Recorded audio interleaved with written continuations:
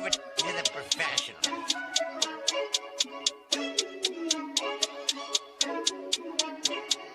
Last by Gandhi, blah, blah, blah.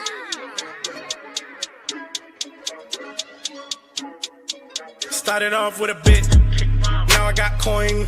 I see where y'all going. Been poppin' since Web 1, hella hoes on Web 2. I was living a dream, now I'm on Web 3. And it is what it seems, topping the pyramid schemes, I'm telling you. I'll sell you a percentage on Nebula. Shout out to Vince, he'll set it up. Surfing on the web and I'm shooting at 3. I've been goated when I got my G. I'm an alien boy from a different planet, yeah. So I got my drink, I'm riding in the 1920s Model T Ford. Call her era lord. Call me Levi playing on the keys, boy. And I'm about to put my gloves on. If I said it, then I meant that. Yeah, I like that one, I'm about to get that. Crash that whip for the drumsticks, whiplash. I'm about to get them all. Are you with that? In a white boat, surrounded by blue. I want one, but I got a cop too. I wanna fly high in the sky, arms out wide, trying to soar from a bird's eye view. I'm on fire, Ricky, Bobby, cracking the pavement, Whitney, Bobby. I'm a Saki bomb, Hiroshima, Nagasaki. Bruce Wayne been a dog, and I keep it 101, cause I'm feeling kinda spotty. You sipping on some rock, and I'm sipping on octane. The only thing around my neck is the Started off with a blockchain. bit, now I got coin. I see where y'all going. Been poppin' since Web 1, hella hoes on Web 2. I was living a dream, now I'm on Web 3. And it is what it seems, topping the pyramid schemes, I'm telling you. I'll sell you a percentage on Nebula. Shout out to Vince, he'll set it up. NFT, Twitter, blockchain. Seeing with the ghosts and we ballin' like LeBron James. Crypto. We can make a trade, get the memo. Refuse not falling for the FOMO. Listening to coffee with Captain. You know we worldwide, they loco. I ain't never gon' stop rapping. Orlando, yeah, we working magic. We rocking Ethereum NFTs. I just went and caught me a half base. Man, I gotta shout out Started the off with a boys. bit, now I got coin. I see where y'all going. Been poppin' since Web 1, hella hoes on Web 2. I was living a dream, now I'm on Web 3. And it is what it seems, topping the pyramid schemes, I'm telling you. I'll sell you a percentage on Nebula. Shout out to Vince, he'll set it up. Freaking the mood to choose one, but they got knowledge to move, son. I'm shocking in shades with my brother in suits. Yeah, them blues is coming. Even though it's hard to pick, eeny, mighty, mo, soda on the mix, no biting lips, it's time to go. Index number 1, no thumbs up, you gotta scroll. Looking at the ghost in studio, it's time to go. I had a helmet on by myself until I met a mask that wanted to have a face off. So I had to bring my chainsaw, full tank of gas in the ride with my brakes off. I'm A1, but a different kind of steak sauce. Welcome to Coffee with Captain, powered by ApeCoin, where we dive into all things crypto, NFTs, Web3, and cutting-edge technology. Remember, nothing here is financial advice. Early-stage tech can be exceptionally volatile and risky. So grab your coffee and join Cap and Steve for today's conversation. Welcome to the future. Welcome to Coffee with Captain GM. Thanks so much for joining us. If you haven't done so, do serve drops a GM in the chat down below. Then head up top, smash that like, repost, and bookmark on today's space. Greatly appreciate it. Warms up the algo and does us a real solid. We're also live over on YouTube and Abstract. I have not linked those up top, but I'll do so here in a minute. Actually, I just accidentally closed down my YouTube tab. So let me pull that back open. We'll throw that thing up there. GM to our GMers. Appreciate the support in all the chats. You just need to make sure I wasn't unmuted over there. We're going to go grab that, throw it up top. As I'm warming up here, as always, never any financial advice in the show. Crypto is risky, NFTs are risky, meme coins exception risky. It can all go to zero to moment's notice. Please don't put any money in you can afford to lose. Know that I'll hold tokens I'll talk about from time to time here in the show. Not a financial advisor, certainly not your financial advisor. Don't join for that. Just join for some fun, some information, maybe a little bit of education along the way. Now that I have that out of the way, hope everyone's doing well. Teach, Thomas, GM over there, Abstract GMers, RDL always. RDL is like the Mel of YouTube. Mel's looking for some competition in the first GM race for X Spaces. If anyone's up for it, good luck. I don't know if you will fare well. She's pretty locked in, but she's looking for a new competitor in the X space. That said, I'm going to go grab those links. We're throwing them up top right now, and we're going to get rolling. Appreciate y'all helping us get this thing warmed up today. Got into a little bit of back and forth with some the Doodle diehards yesterday, and I had a little spicier title that I decided to change before we went live. I may share it here as we're warming up before other people get in here. So I'm not trying to piss people off. I'm not trying to upset people. I'm not trying to make this PvP. I realize my quote tweet yesterday could have very well been interpreted as such. I could have done a better job wording it. I'm not perfect. And that said, sometimes I let things fly after I speak about them on the show as an attempt to be transparent. I'm never one to want to, let's say, talk about something here on the show and then the person or the subject matter feel like I'm talking about them behind their back or something like that. And so if I go deep on something here on the show, I often will put it out there on the timeline. I need to do more of that, quite frankly. Need to do more clips. Need to do. By the way, if anyone is interested in clipping, we're thinking through what I should and shouldn't say at the moment. This is a reset, recalibration, just a good year-in month to reflect on Coffee with Captain. Obviously, some major changes with Steve moving on to his leadership role with OpenSea, and just looking at format of the show, what we're doing, how we can grow the show, what we can do better on all fronts, not just from the hours of 8 to 10 every morning, but how we can grow our distribution on YouTube, on some other platforms we've talked about in the past. Still going to do it. It's just we want to do so with a strategy and some communications around that. And one of those pieces is more clipping. Sorry, I sometimes forget to close proper blinds and realize it's not great for the video. So appreciate y'all bearing with me. That's one thing. I could be better on making sure my setup is more proper. Every once in a while, I'll leave the light on in the hallway and that throws some glare. Anyways, I digress. One of the things we want to do is more clips. There's a lot we talk about on the show that I think, not just myself, I think we have a lot of great takes from our guests. A lot of great information is shared. I'm very biased, fully can realize that. But I do believe it's one of the better shows on crypto Twitter, crypto native, that goes a little deeper than just market updates, goes deeper than just headlines. I really do feel sometimes we have really good conversations that a lot of good's taken out of. And sometimes that conversation, the feedback gets back to teams and they listen to it. They'll make changes. I know this for a fact because some of the teams I've given direct feedback to, and they've absolutely made changes. I know for a fact that some of you here have shared feedback regarding OpenSea's rewards program, and those changes have been implemented. That's a good thing. It's good for the space. Constructive feedback is not FUD. It's not always criticism. And I think constructive feedback is not only good, it's necessary for builders.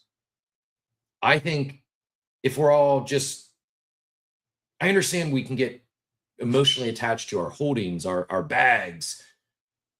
This space, for whatever reason, became very PvP during the mania, and that just never left for some reason. And our gut reaction is often, let's go dunk on others or attack others, as opposed to how can we be better? What something clearly didn't land sometimes. So okay, what's the path forward? And I think constructive feedback is far better than just a community or a bunch of supporters that just become yes men and yes women. It's not good. It's very unhealthy. And it can lead to poor decisions and hurt things. So long story short, went a little back and forth, quote tweeted something, probably would have reworded it differently if I could, but I'm not going to delete it. Wasn't meant to be PvP. The one line I wish I would have taken out, I shouldn't have put in there what Spencer paid for his doodle. It was a satirical attempt to show the irony of PvP and the often hypocrisy from everyone who participates in PvP. It wasn't directed at Spencer. It wasn't directed at dudes. I think when people start taking shots at other collections or other ecosystems, it's like if you point at someone, you got one finger pointing at them and you got 3 pointing back at yourself type of situation. Again, it's not a specific attack on any individual whatsoever. It just so happened I was going to talk about the topic yesterday. Spencer's was the most viral post on the PvP nature. I also was in the comments with Tut. I didn't quote tweet Tut, but we exchanged several DMs. We exchanged several others, and sometimes we agree to disagree. Long story short, yeah, the title was Doopies Mint Day. Does anyone that's not a Doodles holder care? Does anyone that's not a Doodles holder going to mint this thing? I don't know. I hope so. If you missed it, if you're just catching up, let me wait a little bit. We'll wait to jump into this one. It's a big topic. It is minting. OG claim is live now.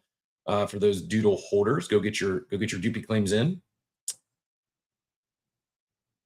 I'll hit on a few other cold open stuff, and then we'll get things. We'll jump probably into that as our first actual topic of the day.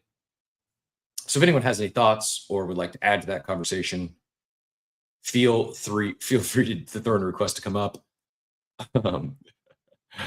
Mick says, in my, I'll pin my post up top just so you're aware of what I'm talking about.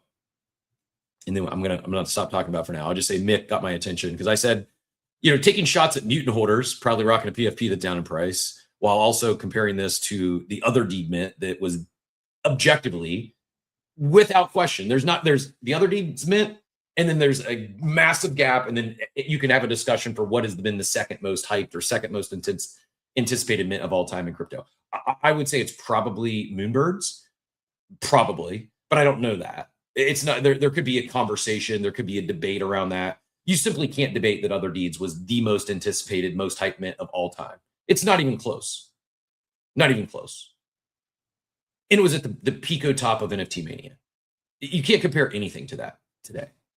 And if you're going to dunk on people for paying gas, what are you doing? Those minters that paid thousands of dollars in gas, many of them still had extremely profitable flips. Extremely profitable flips. Was a very good mint. The thing minted out, and you had an opportunity to make a lot of money. Even if you didn't hit a coda or a mega coda. There's people that made not just profitable flips, there's people that made life-changing money after paying thousands of dollars in gas because the mint was so hyped and so anticipated. We're not in that realm anymore. Nothing will compare to that again. It's never going to happen again. We're never going to have a mint where we're paying thousands of dollars in gas. It was a moment in time, and to compare anything, not to compare anything to that in 2025 is just objectively incorrect. It's a miss. Nothing minting in 2025 is going to be remotely close to the Other Deeds mint. I know I said talk about other topics. Sorry, still a little spice. Mick, it's your fault. Your comment distracted me once again, but I appreciate it. I appreciate the feedback, and I hope this thing goes well. I hope it mints out today. What before we jump into Doopies and the Doopies mint, what else is on your mind? I see Mary Mayhem from Pudgy Play Party from Joey. I'm going to talk about that because he says no one's talking about it. It's first I saw it. Let me see where the post even came from. Was it? Yeah, I haven't seen it. Was it just from the Play Pudgy Party account? Was it from the? Was there not? This is actually perfect because this is going to go in, and I think Pudgy is actually one of the better teams when it comes to comms in the space. Yeah, I had no idea about this. I haven't really been playing. I played it like one time. I haven't been playing. Joey, I promise I follow you. That's the next glitch. See, I haven't been playing Pudgy Party. I played it once and just don't have time for gaming right now. Wasn't aware of it. Have no idea what's going on there. Is it just a holiday skin? Is there more to it? I don't know. This is my first time seeing it, but my overarching point is I do think a good reminder that comms are important, and I still remain somewhat hopeful. That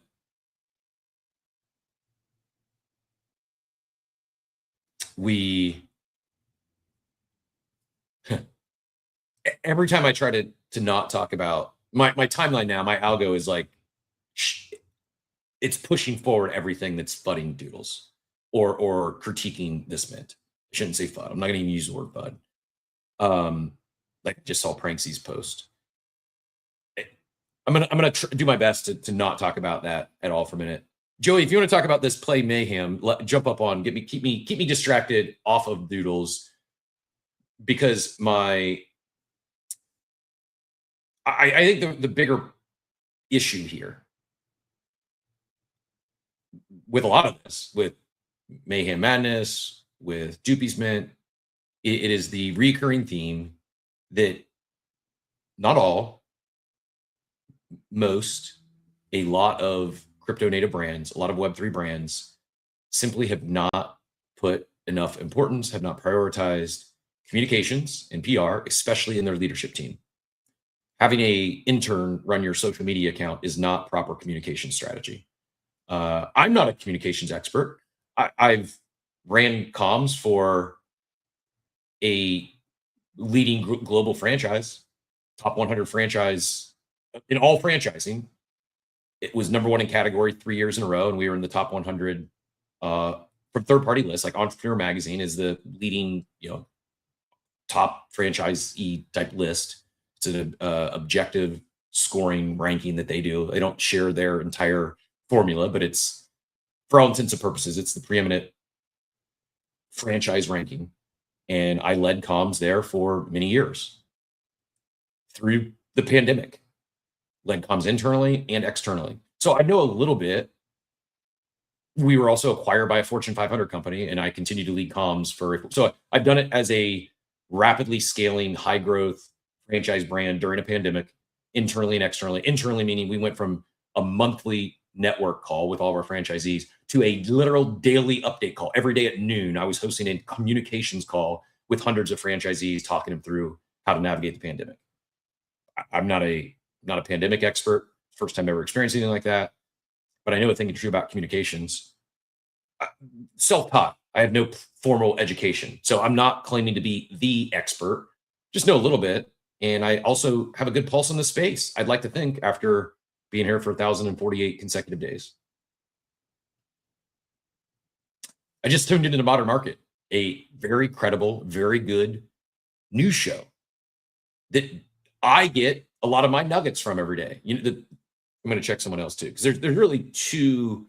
There's others, but I have it's really become like Easy's good, puts out a lot of good content. It's not in my daily checklist in terms of, okay, every morning before the show, I'm going to see this post from Easy. And there's several others like that are good creators.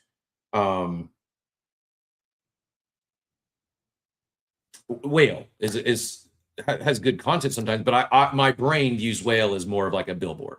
Whale he talks about what he's paid to talk about, and that's fine. I'm not hating. I wish I was getting paid the same money Whale got paid every time he made a post. It's incredible. But it's more of, and I'm not saying every post he has is paid. It's not, but it's more of, he doesn't do the summary post, like the daily post, as does B-Check, Modern Market, and then Tyler Did It is the other one. Both these individuals are, I believe, leading Web3, leading crypto voices.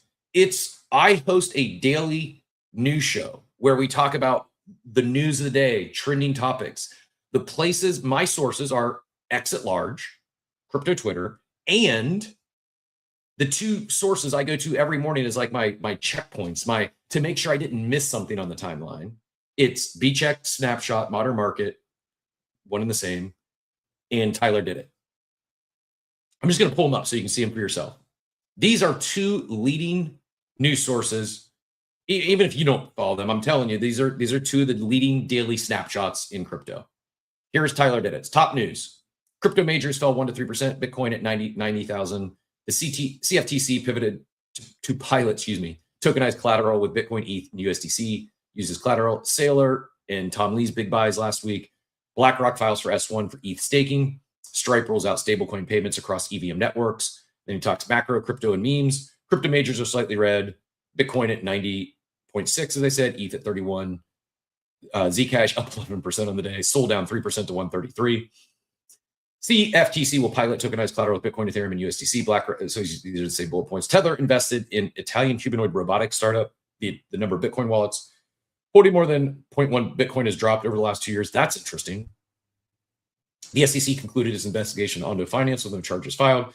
PayPal's PYSD saw a 222% surge in circulating supply over the last 3 months. That's big. The UK government unveiled a new anti-corruption strategy aimed at crypto-related crime. Stripe rolled out its stablecoin payments in USD across Ethereum, Base, and Polygon. Corporate treasury / ETFs sailor strategy bought almost $1 billion last week. A Bitcoin and Bitmine, Tom Lee's Bitmine, bought almost $500 million of ETH, upping their cash hold and up their cash holdings to $1 billion. As far as memes go, meme coin leaders are mostly mixed or mostly flat. Franklin's the big winner. Rest in peace, Crocs, who took the victory lap at a 10x and would have been well over 100x that he just held.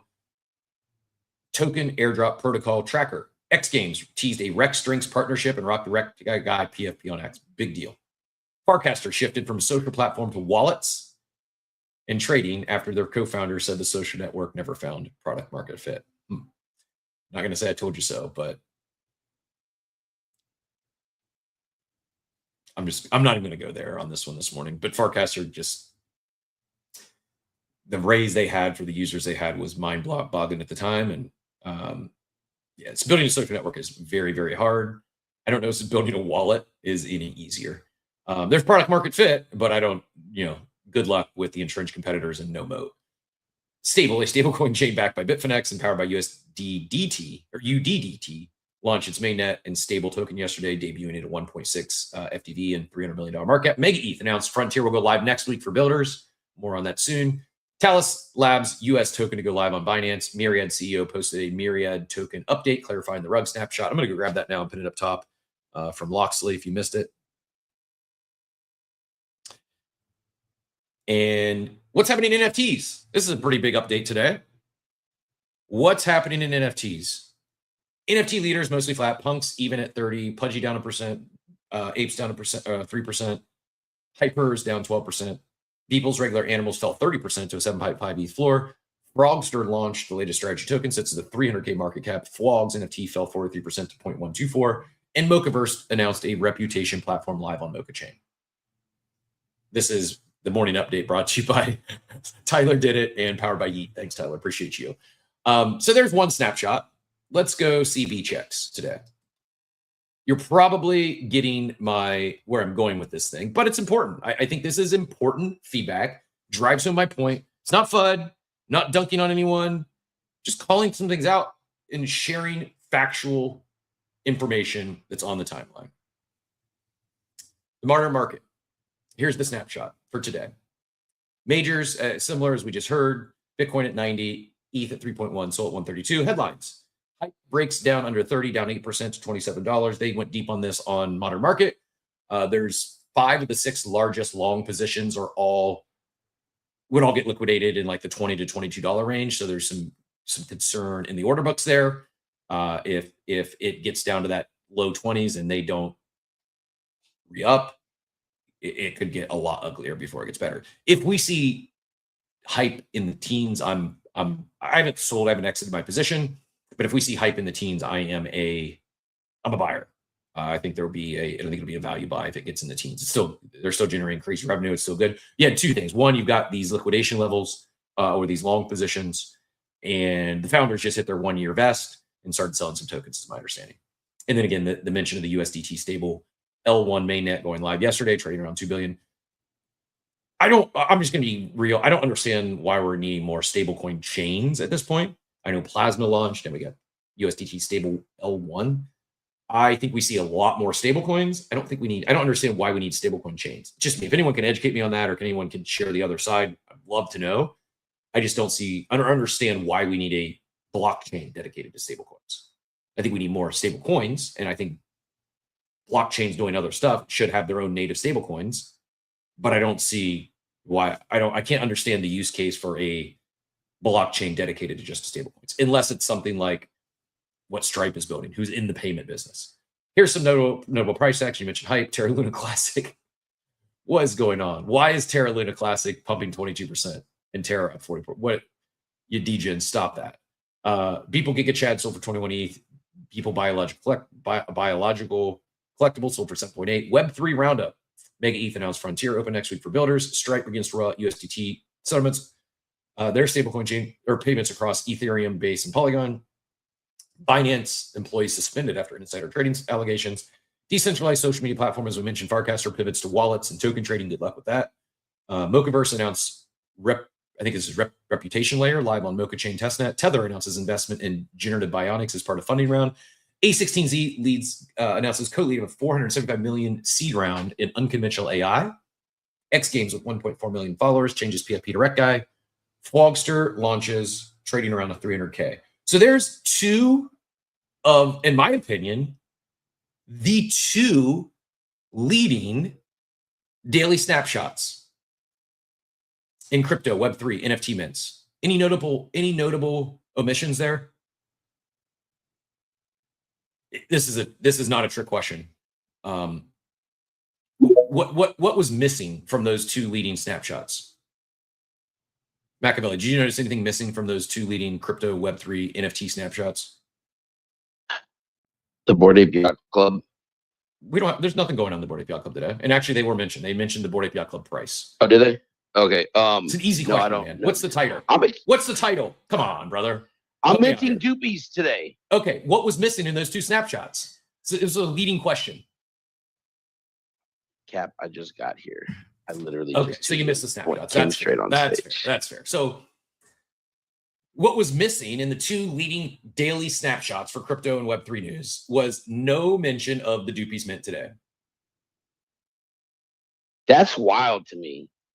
I don't think Tyler or Bchek has a grudge or hates Doodles or has anything against Doopies. I simply think, once again, we've seen incredibly poor communications around a major activation. I like the art. These things are really cute. I like Doodles. I have been a brand ambassador since Mint for the most part. I held a Doodle for years. I'm a fan. I want to root for them. I want to see them do well. This is art that I don't think it's low effort.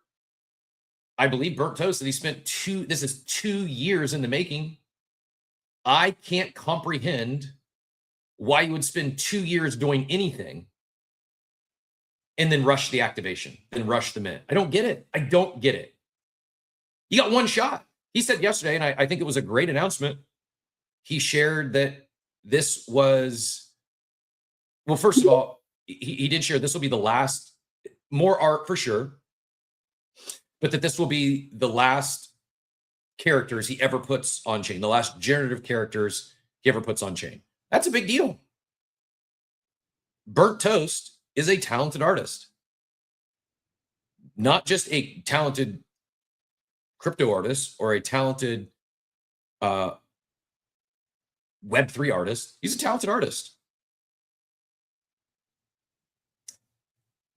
His art on chain matters. Provenance matters.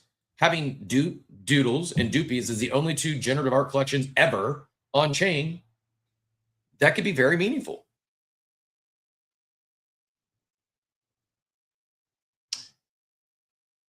How do you feel about it being on Solana? I think that's a miss, but that's a whole other story. That's just my personal opinion. I just don't think Solana is a great NFT chain. It's okay, but it's not a great NFT chain. Most, if not all, collections are. I mean, I hold true everywhere. Every collection is down from all-time highs, so that's not a good comparison. But I don't think there's been if someone has this information, I would love to know it. I was doing a little bit of research yesterday. I don't think there's been a single collection in the year 2025 to mint a supply of 10,000 or more at a 1 Solana price. So this mint today will be unprecedented if it mints out in the year of 2025. The research I did yesterday, the last collection that minted for 1 Sol or more with a supply of 10,000 or more was January, not of 25, January of 2024. It was 2 years ago. We're still it was a very different NFT market then. Go look at the other floor prices back from January 24. Very, very different. I've got 100 bonus points. If anyone can guess the last collection, at least that I could find, that minted for more than one soul with a supply of 10,000 or more. The specific one I'm referencing in January of 2024. Does anyone know what collection I'm referencing in January of 24? Give me a second. I'm trying to remember because I was very active then, and I'm trying to remember all the mints. I think Frogana came out. That was December of 23. December of 23 it was only 5,500 or 5,555, and it was a 0.1 soul mint. So it's close timing. This minted about 1 month after Frogana's. I'll tell you, it was a 3 soul mint to give you an idea. It's definitely not trading at three soul. Oh yes. I remember who it is. It's the Pandas. Solana Sensei. Nope. I mean, that maybe been one as well. Not the one I'm thinking of. I'm not familiar with that one. Yeah. Joey, go ahead. Okay. You know which one this was? Joey GM. I see your hand. My guess is going to be Crypto Undeads. Yeah. That's all I could find. The last Solana. I'm sorry, I'm not laughing, but the last Solana project, I am laughing actually. The last Solana project to mint. I was going to guess Frogana, but when you said no, that was the only other one I could think of that had any kind of hype at all. Yeah. Crypto Undeads did have hype. The hype quickly died, but it minted at 3 soul in January of 24. So about 2 years ago, they minted out a 10K collection at. I remember the hype dying live on stage after the mint out, like literally live on stage. Now that you bring it up, it was like, because I remember how hard it was pushed, and it was like this pixel art, and everybody had the grave thing, and like this was happening, and then it minted, and like live after the reveal on stage, like literally you just saw it start to dwindle, and then the founder and everybody disappeared. So. Yeah, Dollar really did disappear, didn't he? Is he gone from the space? I don't think I have him muted. I haven't seen anything from him for. I haven't seen him anything. So here's the current Solana NFT ecosystem. SMB Gen 2. I mean, I'm pretty sure SMB might have been the most profitable mint of all time. They minted during the Pico mania. Mad Lad's another success one. Note that SMB Gen 2, it's a supply of 4,900. Mad Lads, the leading in terms of floor price, has a collection size of 9,900. Claynosaurs, another very successful IP, very successful brand. They minted their secondary collection on Sui. Not saying they did it because they didn't like Solana. Maybe they wanted more chains. I don't know. They're trading at 11 soul. Again, a collection size of 10,200. Yeah, that's why I came up and raised my hand. Was the last. Are Claynosaurs the last successful NFT project that you can remember that recently did a secondary collection? It's the first one that comes to mind. They're Popkins. And actually, and it's not because of the similar names.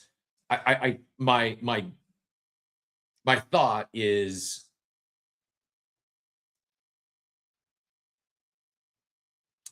I'm guessing Doodles looked at the Popkins mint and said, we can do that. Claynos can do it. We can do that. And yeah, but what Claynos did was very different, right? Like Claynos sold like there was refunds involved, and there was like they had this whole. That's the other reason why I came up was like what Claynos did with their secondary collection was very unique. Yes. They had this whole mechanic with refunds and rarity and like and there was so it was new mechanics. Like absolutely. nobody complained about their secondary collection because it was this novel thing that they created with refunds and all this other rewards. Yes. Where I think where Doodles could have probably leaned into something more than just a mint with how creative that team is, and I think there'd be less complaints. But I also think they will sell out because now that they raised the allocation to 2 per holder, agreed. They're not really selling 25,000 now. They're only really selling like, what is it? Probably going to be like 11,000 or 12,000 or something like that. I don't even think that much now. now that they doubled, like, I need someone to confirm. Maybe Maria, if you can confirm this. My understanding that is the Doodle OG claim, which is live right now. My understanding is it's 1-to-1, meaning not one per wallet, or rather two per wallet. With now that they doubled it. My understanding is it's 1-to-1, meaning if you have 5 Doodles in your wallet, you could mint, or 1-to-2, you could mint 10 Doopies. Is that accurate, or is it if you have 5 Doodles in a wallet, you still mint 2? Because if it is truly 2-to-1, and every Doodle OG can claim 2 Doopies, well, that right there is 20,000. Like, it may not even get to public if that's the case. The Doodle claims and the Doopie claims could claim them all. How many Doodle holders do you think are actually still active right now?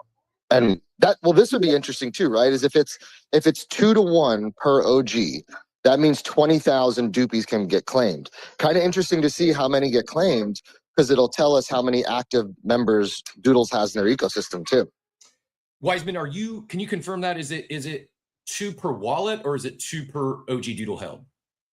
Yeah, so for OGs, it is 2 mints per OG that you own. So I own, a handful of OGs. So I minted 14 boxes this morning.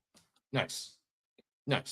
So I think this move, so potentially 20,000 will be gone. Yes, potentially. Well, there's only like 5,700 owners, right? Because there's also the contract. Well, because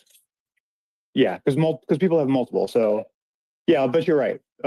Sorry, it's still early. Math, it's not my favorite, not my strong point this early in the morning.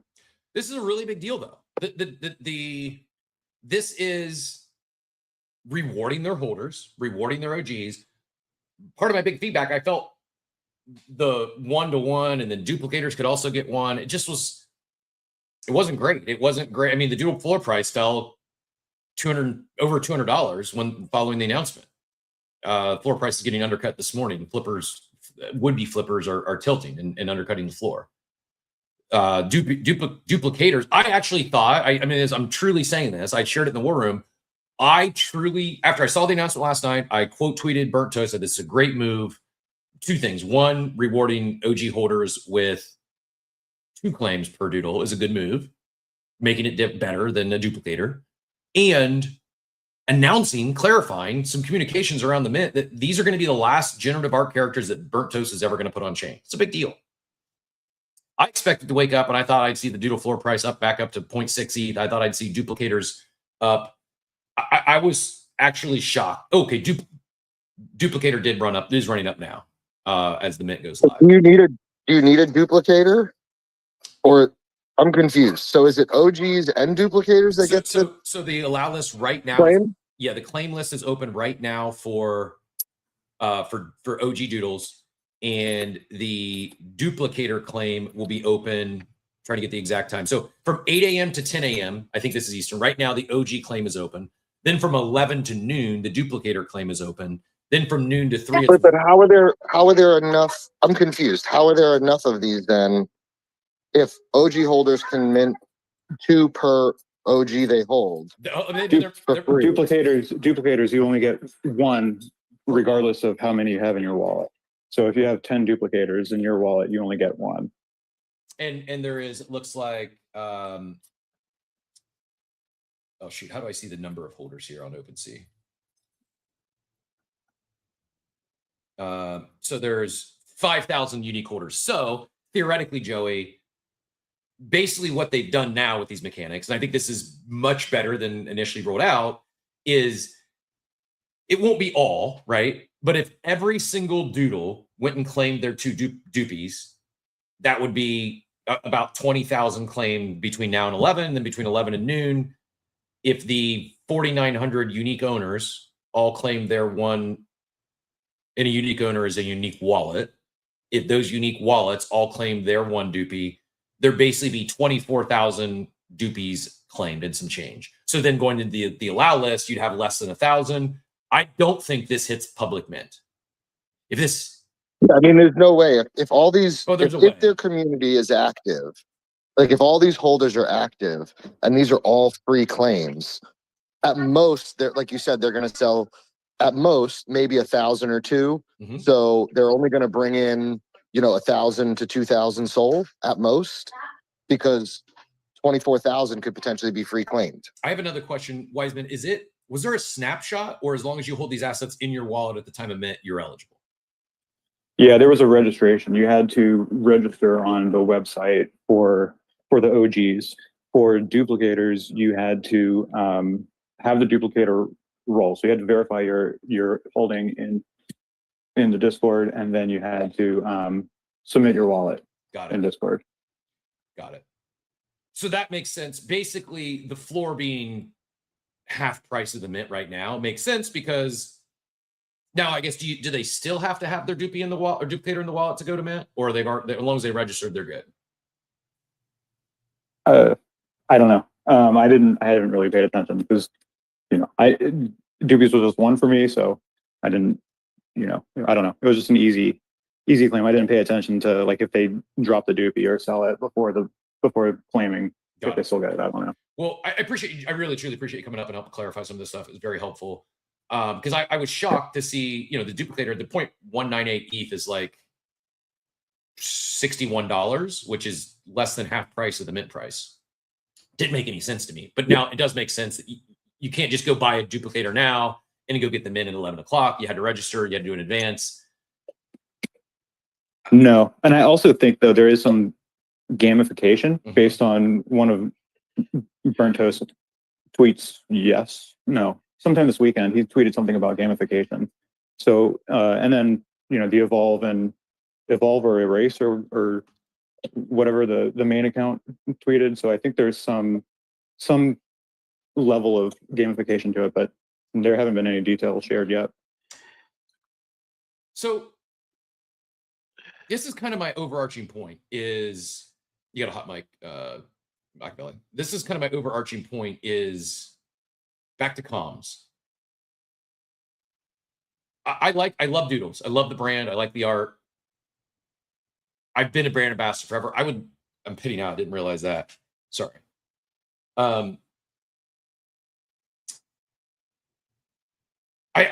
want to support this. We talked about it yesterday. It's the title today. I'm giving free advertisement to Doodles. I'm not a paid shill. I've given them stage time. We've done giveaways for them. They've never paid me or Steve. They have paid Steve. He did some consulting for them. They've never paid Coffee with Captain a dime. This is not a paid shill. They definitely have KOL accounts, people that are paid to talk about them. I'm not one of them. It's fine. I'm not holding any grudges. I'm still talking about them today, and I'm promoting their mint for free. So for anyone that says I'm here fudding Doodles, I don't know what to tell you. I want to see them do well. I think a good Doopies mint, I think positive momentum for Doodles is good for the Web3 ecosystem at large. My feedback is the communications around this have been very poor.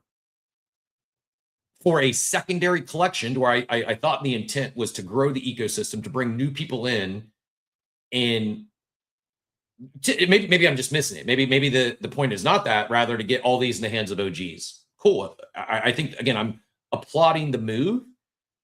I think prior to the change yesterday and the announcement, the late announcement, which I do think, I'm not saying it was because of anything I said on this show or put on the timeline. I think it was the market and feedback from mostly OGs. I think it was a really good move. I think without the change, I don't know if this thing mints out. Going back and forth with Spencer, he says, is one Solana really, are we really talking about one Solana is a lot in this market? Yeah, it's a lot. For a 25,000 supply collection, one Sol is a massive amount. Just look at the market. This is not me saying this. This is objective. The Solana NFT market is not, NFT market in general is not good. The Solana NFT market is less good.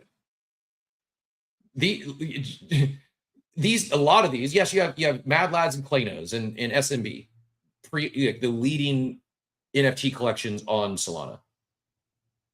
The other ones that are above a Sol, most of these are very small supply collections. Someone mentioned recently some boxes spit it out.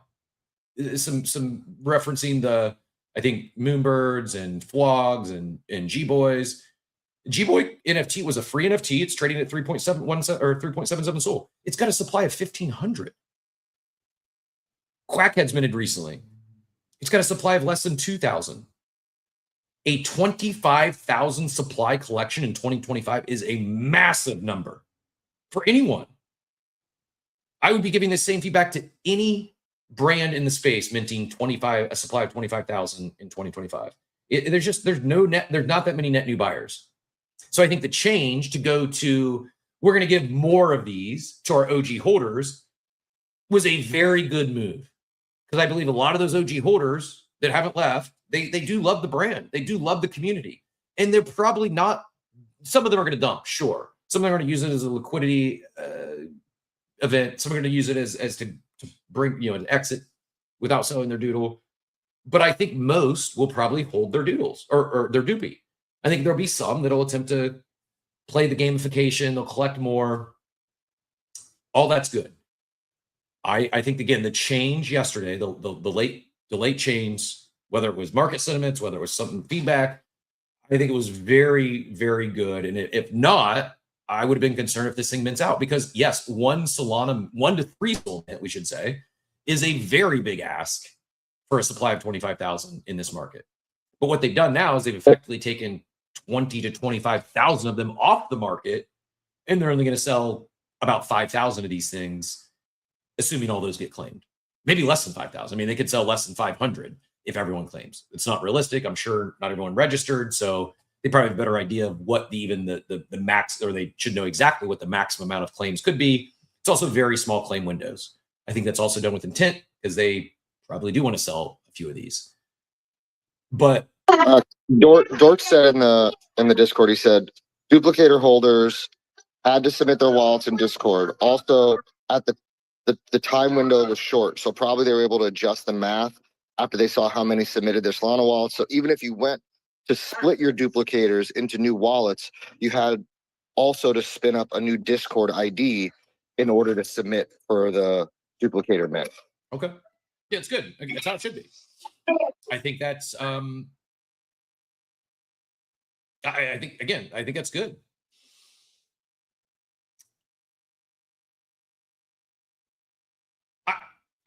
You got me reading. One thing. Go ahead. One thing I do want to add. I'm not 100% sure that. I mean, it's kind of weird to talk about burnt toast art, but I'm not 100% sure with the gamification that he teased in his tweet. I see the one posted here. It's actually not that one. There was one before that he mentioned gamification. But I'm not 100% sure that 25,000 is what it's supposed to be. I think there's some sort of battling. They almost seem like Pokemon, in a sense, the way they look, and one of the tweets from the main account showed them, evolving in the boxes that are being minted. So I mean, I don't know, maybe it is 25,000, which is a lot, but I'm not 100% sure that that's final. I agree with you, and I think that's probably likely. Here's where I'm coming from, comes back to communications and announcements. Not announcements of announcements, real announcements. Not teasers, real announcements. What are we getting? What am I buying? I don't know. I'm probably going to mint maybe one of these, maybe two. If I knew what you speculate, if I knew that to be true, I'd probably mint a 3-pack, maybe a 5-pack. Not a hyperbole. I like the art. I'm not at a point where I'm looking to pay hundreds of dollars for more digital art in my crypto wallets that are just going to be digital art that's going to sit there and I'm never going to do anything with. Now, if there's some gamification, if there was opportunity to do something with this, I would be much more interested. I also am here to make some money. And if this was an opportunity to do that, I'd be very interested. I just don't know that. And maybe I know it's very easy for me to Tuesday morning quarterback this thing. There is the possibility that they're just slow playing this, that everything you described is exactly what's happening. Everything you speculated is exactly what's happening. And instead of hyping up this mint and sharing all the information now. They're slow playing it. They're like, hey, let's get these Doopies in the hands of our real OGs, our real supporters, and then we're going to drop the news. Then we're going to turn on the game. Then we're going to create FOMO on the timeline, and we're going to have all of our OG holders and supporters eat. That could happen. That's in the range of cards, and if that's what they're doing, respect. I'm not here to critique rewarding your supporters and your holders. I wish more crypto native brands would keep the holder in mind. Do what you want to do. Ship what you want to ship. Build the art and create the art you want to create. Make the money you want to make. I'm not going to say who. I'm just going to read a couple comments because it was around outlet to create art. And my comment earlier on the initial mechanics where it was OGs could claim one and duplicators could claim one, and the math we saw, it would have been like a 7-figure mint if everything, potentially 7 figures. That's a lot of money. Artists can make whatever they want. I'm not saying he's a greedy ass artist at all. I just think it was a big ask in the market, and without communications around it, what we've seen happen is some of the leading news outlets, some of the leading voices on crypto Twitter have apparently no idea that this mint is even taking place today. That's a miss, unless, I'll give them grace, unless the entire time it's like, we want our holders to eat, we want them to get these claims for free, and then we want our holders to sell these assets to all the other people. That's possible. If that's what they're doing, I'll retract all my critique on very poor communications. There is a possibility that they are doing this with intent. I am going to quote Steve earlier in the war room because I know y'all miss Steve.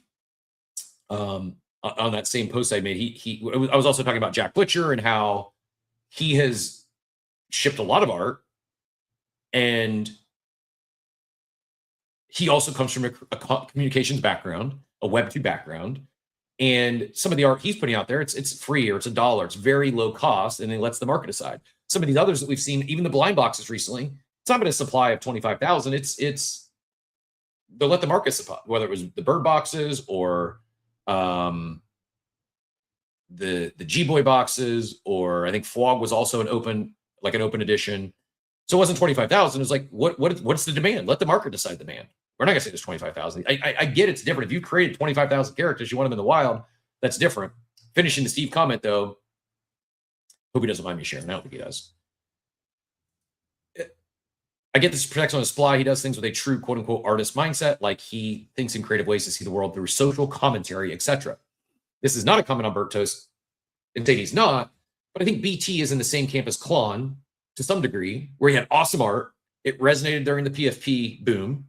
Now he has a community and kind of trying to figure that out. It's hard. It's really hard. I don't envy the position for anyone, let alone an artist who truly is an artist at their core.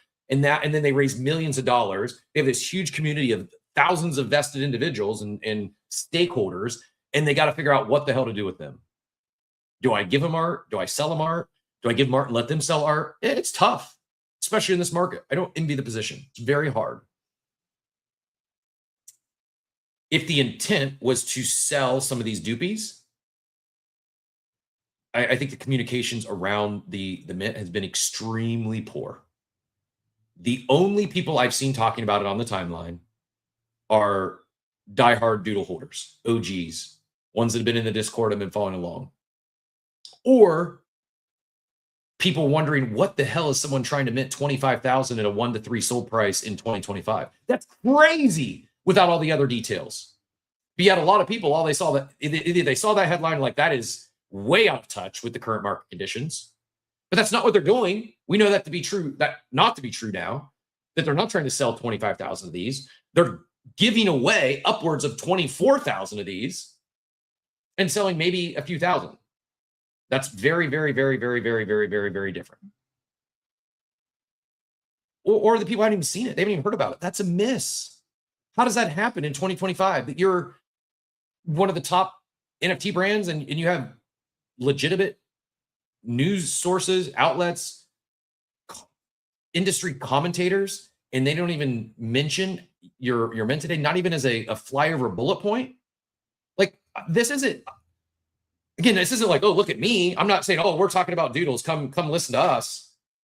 You should want everyone talking about you. If it's something you've been working on for 2 years and you're passionate about it, you should want everyone in the space talking about it leading into mint, unless the strategy is to slow play the thing, get them all in the hands of your holders, and then turn on the hype. And if so, I can respect that. I get it. If that doesn't happen, though, in this thing, they just go quiet for months, massive missed opportunity, in my opinion. Joey, go ahead and get back in here.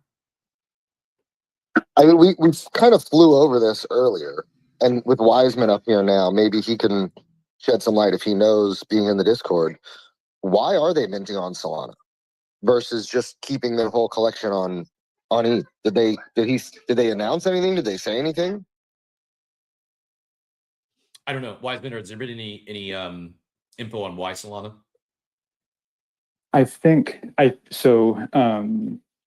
Pocky was on a podcast a space this weekend, and I think he kind of briefly touched on it. I think there's some mechanics that they're doing in Solana. I also think there is going to be some dude token involvement with it somehow. But again, like, there's no comms, so it's hard to. We're just speculating, I don't know, but that's my only guess, that they want to incorporate dude. I mean, if there's a long-term plan that they're just not telling us about, that involves something similar to like what Klanos did, where with Klanos you had to, what did they call it? They didn't call it staking. They called it something with Klanos, right? So maybe if there's a long-term play where if you build out like a full collection and then you stake, and then maybe there's a way for them to activate dude again because dude's on Solana and these are on Solana, maybe. But even still, everything is cross-chain now, so you wouldn't even have to keep these on Solana in order to do something with dude. But like I said it in the Discord, I'm not a Doodles holder. I've been a fan of Doodles for a long time, and I've said previously, before their business model changed again, that I was a fan of their business. To me, if this is just an art play, if BT just wants to put his art out, then okay, fine. It's just an art play. Hey, you guys are just buying some art. This is my last generative art collection. But if it's more than that, like if we look back at like what Azuki did with the Elementals, they got a ton of backlash with Elementals because they look the same as the original and this and that and whatever. But they used that money from that Elementals mint to fund the future of their business, which was Anime Coin, Anime Chain, the episodes the anime episodes they were creating, and all this stuff like that. So if there is more to this, I would think that they would want people to know. And if there isn't, that's fine. It's just art, as long as that's being announced. But I guess the part that's confusing to all of us here is we don't really know what any of this is because nothing's really been announced. And you would think there would also be a bigger press tour for this too, like jumping on different spaces and doing more podcasts or something. If you're listening to get the awareness out more. Pocky or Burt Toast, if you'd love to jump on stage, you're more than welcome. Open invite. I'm not butting you. I've asked legitimate questions. I agree. Where is the media tour? A couple Twitter posts around something you've been working on for 2 years doesn't make any sense to me unless you're slow playing. If so, I respect it. Come on the show next week or don't. Like, I don't care, but go on another show. Like, why? I have questions. Like, why a secondary collection to grow the ecosystem if you're not getting the word out there? It seems like I truly feel, and it's not just a Doodles thing. It is most. Right, but Tap, are they growing the second? But now, are they even growing the ecosystem? If 24,000 of these, or potentially 24,000 of these, go to their holders already, is that even the excuse for it now? Or not excuse? Is that even the reason for it then?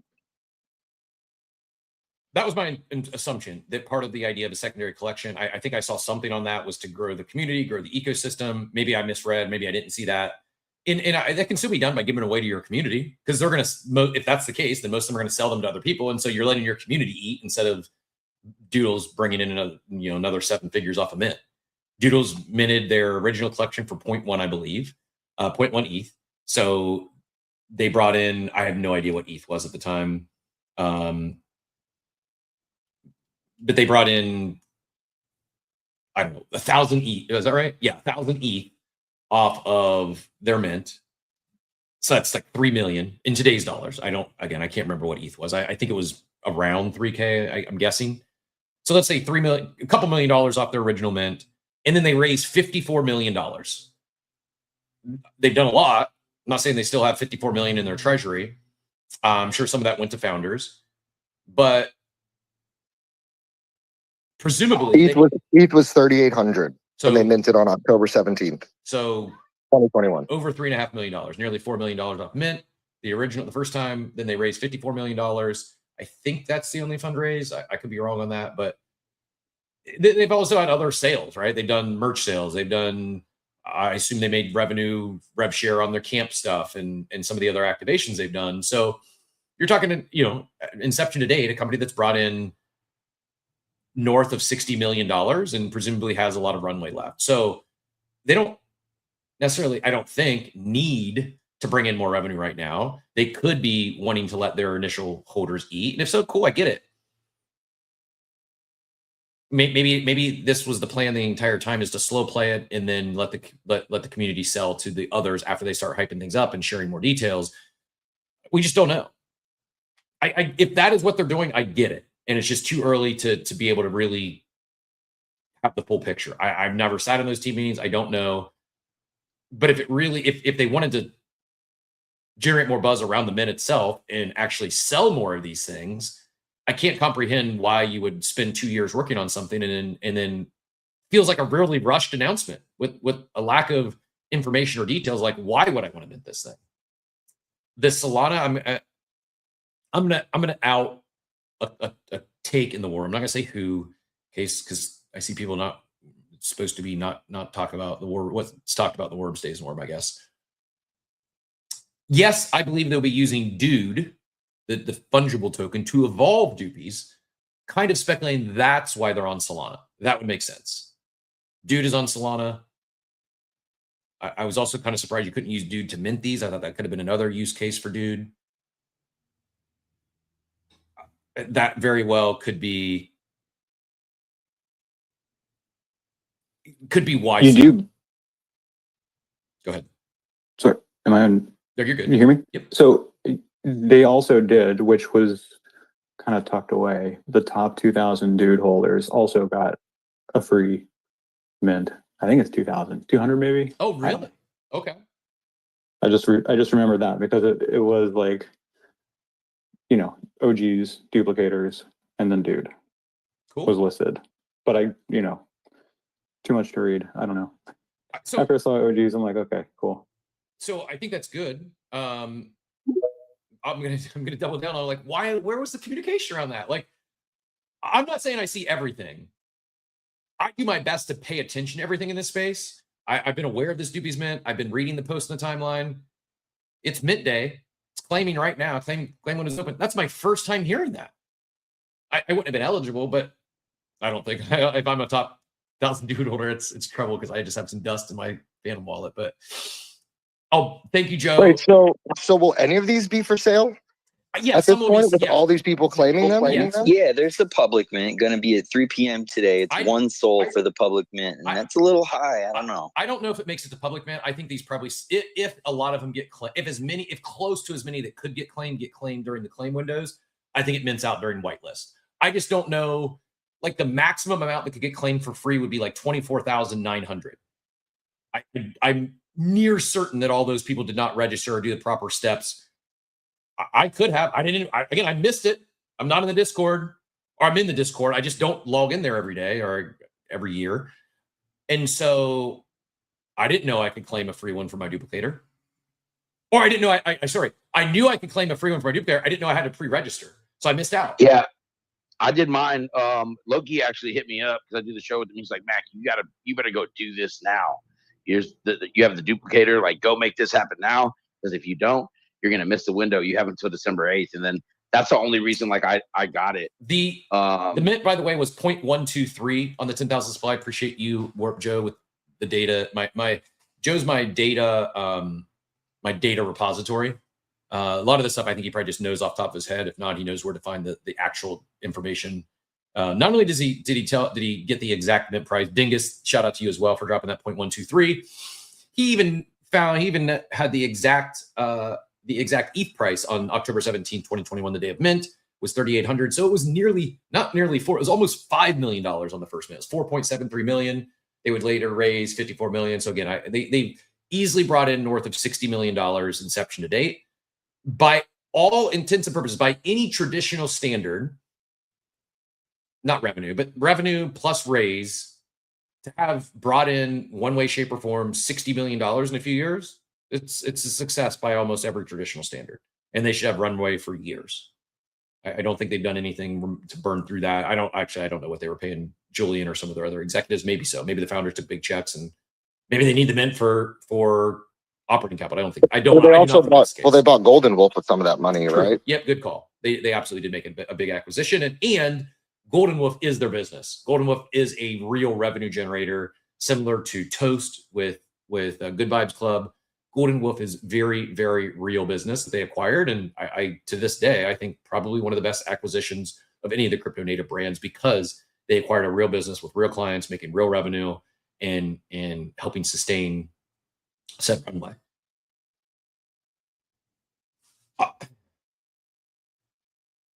And yeah, no, I think thanks for having me up here. I appreciate it, man. I think it's interesting. We'll see what goes on with this because I think it is really speculative right now.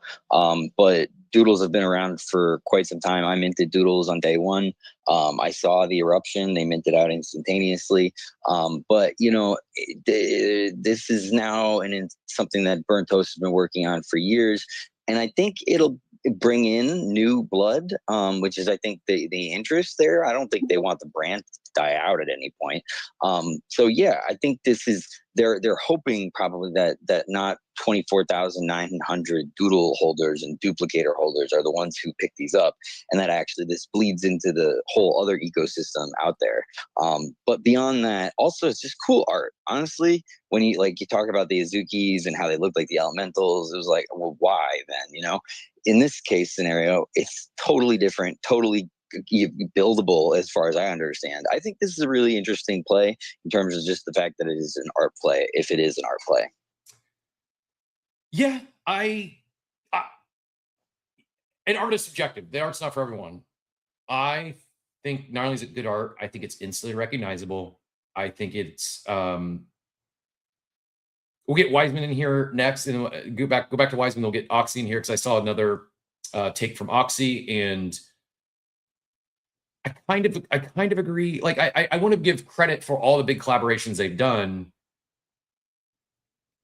I'm not sure it's had the desired impact. I'm not sure it's really proliferated the brand. I think you could build a case that Pudgy Penguins has proliferated their brand more without having some of the major massive collaborations. They have had some, certainly. I'm not taking that away from Pudgy either.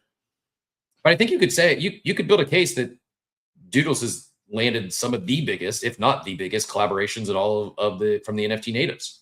I just don't. I feel there's, with every one of them, I feel they've lacked something. I don't even know how to put a finger on it. I don't even know what I would. And normally I'm one that, hey, if you're going to provide feedback, bring with it a potential solution. If you're going to critique something, what would you do differently? I don't know what I would have done differently with McDonald's or Universal or any of their collaborations. Maybe what I would be doing now is... We still don't even know what the Universal collaboration is. Have we seen any announcements on it? They've done some of their Doodleverse shorts have incorporated those Universal characters. Maybe that's it. I don't know. But that's my overarching point is it takes a lot of work to land those collaborations. It's a massive win. I just feel like there's been something missed to, like, the Web3 component. How do you pull those people who see your cup at McDonald's or see you in camp? How do you pull them into the ecosystem beyond just buying some merch while they're there and then forget about it? I don't think I think part of the beauty of blockchain technology is you have, and maybe the answer is just too early. They didn't, maybe they were, I'm trying to make excuses now because while Privy may have not been where it is today, We just had Flow on here last week, and they had social sign-on. Like there was ways to get these McDonald's users, these Universal fans. There's ways to bring them on chain, and this is what I would have loved to see: is how do you get those people, the non-crypto natives that came, they had a great experience at a Doodle activation. How do you get those people minting a Doopie? How do you get, or give them a free Doopie? I don't know. Maybe that's very challenging. I don't know the answer. Normally I would, again, if I'm going to provide constructive feedback, I'd like to bring with a potential solution. I really don't know what they could have or should have done to pull through some of those consumers who saw their brand, to make them a part of the brand as opposed to just seeing a one and done. You know, they tried with the whole like Doodles 2 collection. I think they really did try with this. I don't know if it was unlimited, you know. Yeah, they basically, you know, throughout this whole Doodles 2 collection, said, play around with it, do what you want with it. I remember I went to the NFT NYC Doodles pop-up convention, and like you got a free one of these with your card you get in there. So I scanned it. It was like, okay, whatever, let's see what this is. But, you know, it didn't catch on, I think, the way they were hoping it would catch on. And so this might be a different iteration, and they're hoping maybe this might actually pull in those, like the kind of attention we're looking for, which is not the people that have already been here for 5 years, the people who are like new to this and maybe actually could be interested. I agree with the take, although I'm not seeing that being executed as far as, unless there's some email. Like I actually downloaded the McDonald's app. Like imagine getting a notification there, like, hey, go get this digital collectible for free today, knowing that probably 1% of those people are going to take action. Limited time only, or while supplies last. Like, and I know that's very difficult in hindsight. Like, unless you ink that as part of the initial deal, McDonald's is probably going to tell you to pound salt if you reach out to them today.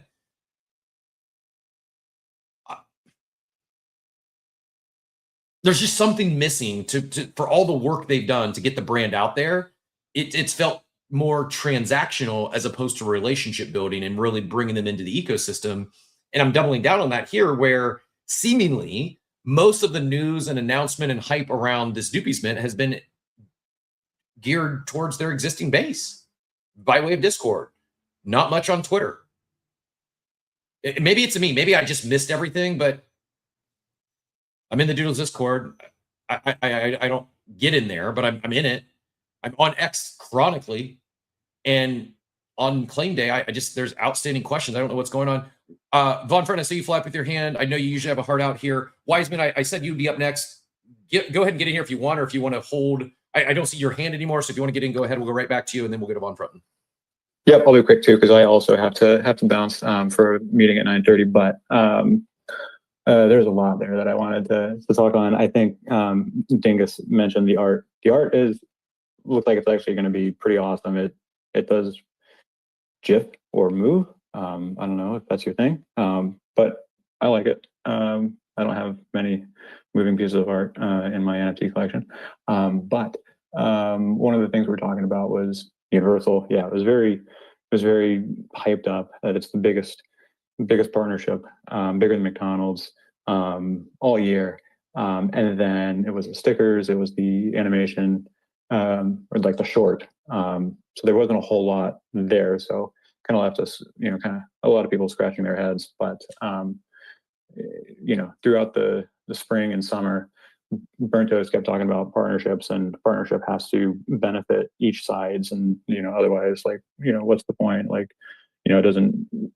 If one person's happy, the other person's not, and then it's not, a good partnership for Doodles or what we want to do. So it got them in the door at Universal. It got them behind the gates in the office, in the meeting with some of the creatives at Universal.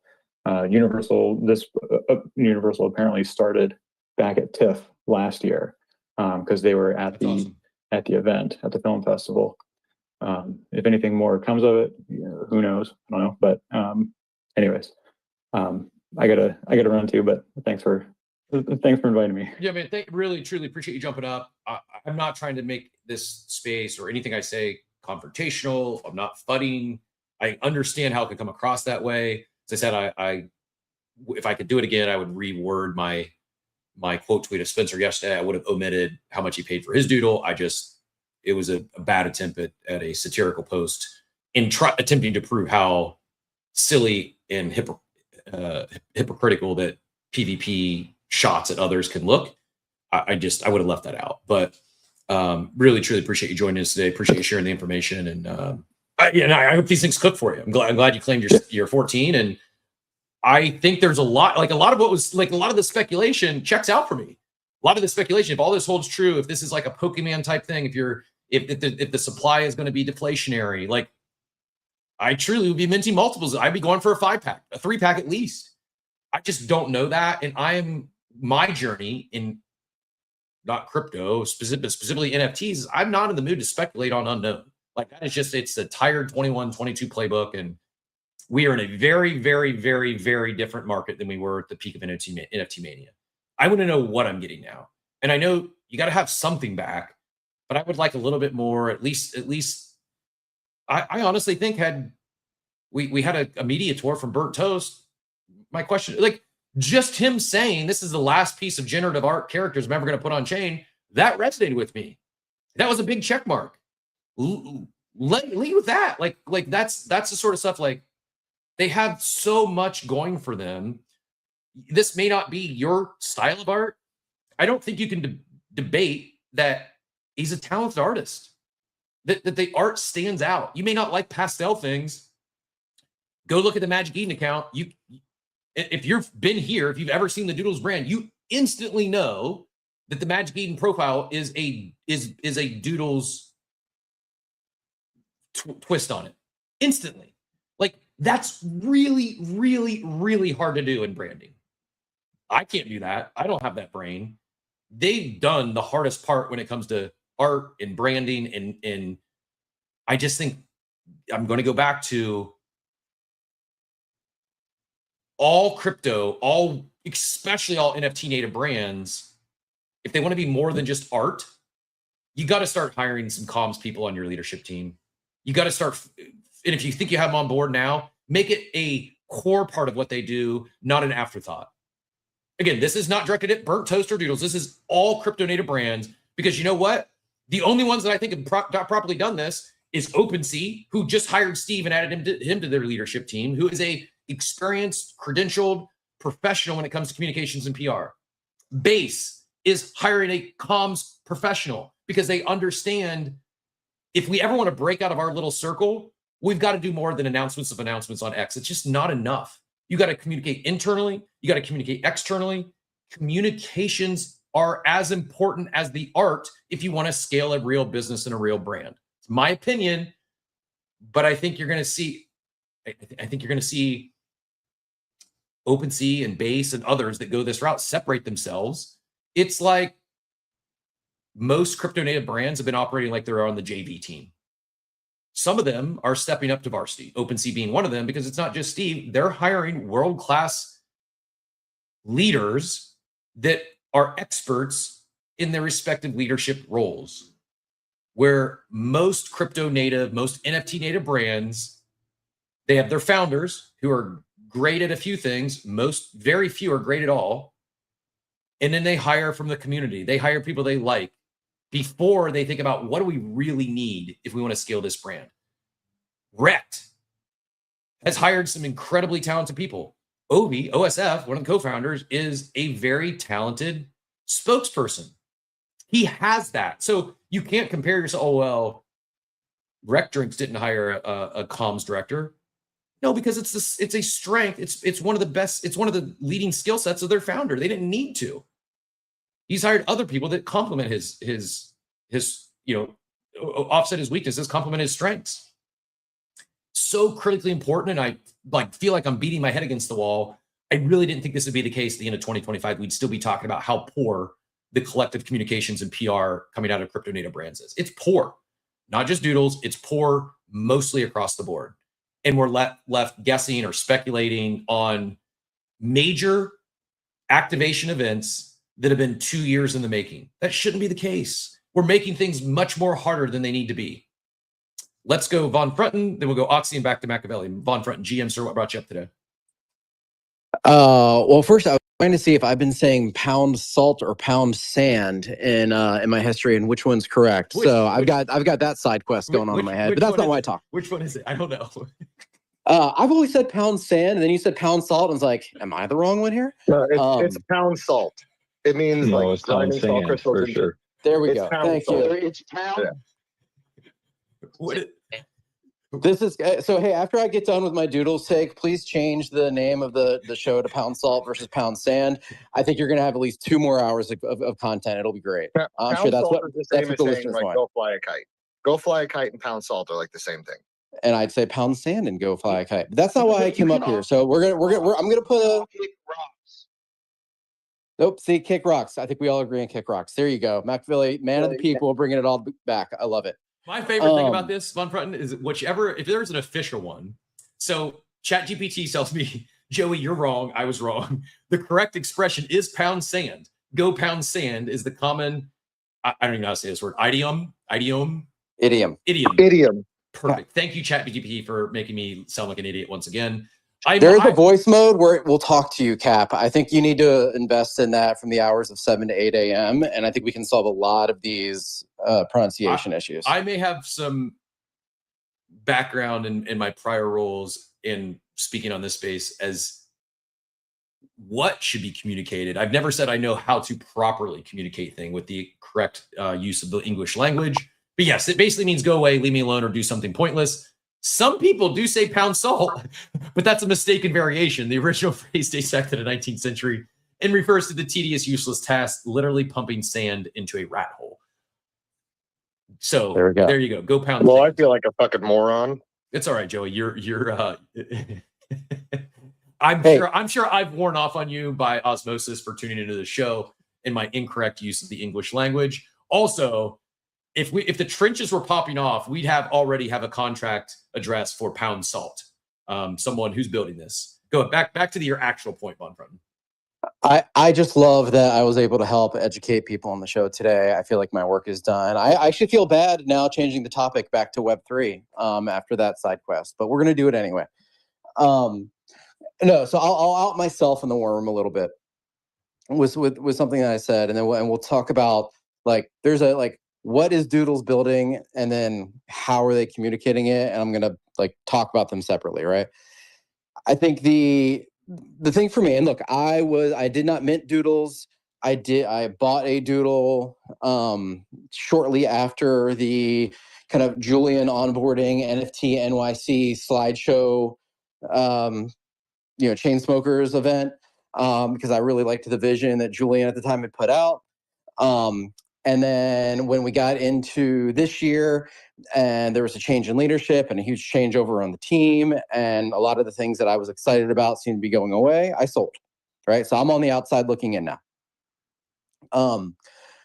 I think we have to remember a lot of the things that we bring up, the McDonald's, TIFF, the Doodleverse, all of those things, that was the prior regime. And yes, Burnt Toast was there, but he was not acting as CEO. And a lot of the team that has since moved on was there building that. And so what I came to my own conclusion earlier this year was, it's not just, hey, new leadership, same vision. It's new leadership, new vision, new damn near everything but the art, right? And that's okay. Like Burnt Toast owns the company. He's not just CEO. He's the owner. He's the founder. I don't know what his equity share is, but it's greater than zero. So he owns the company. He can do whatever the fuck he wants with Doodles. So that's fine. And I can do whatever I want with my NFTs. And I did. But I think a lot of the things that we are still trying to hold on to and hold them to a standard of and set expectations are around building a company that was about proliferating IT and putting out stories and doing collaborations and having tie-ins with gigantic, Fortune 10 companies and things like that, right? I don't know if that's what they want to do anymore, right? Again, I'm on the outside looking in. Maybe this has been discussed in the Discord and somebody can educate me on this subject. But I don't get the feeling they're wanting to go put out a YouTube series or a Netflix series and build the Doodleverse anymore and make this really cool, expansive world that we can all go play in and stuff like that, right? And that's fine. I think so my first point is like, let's stop holding Doodles to the 2024 and before expectation.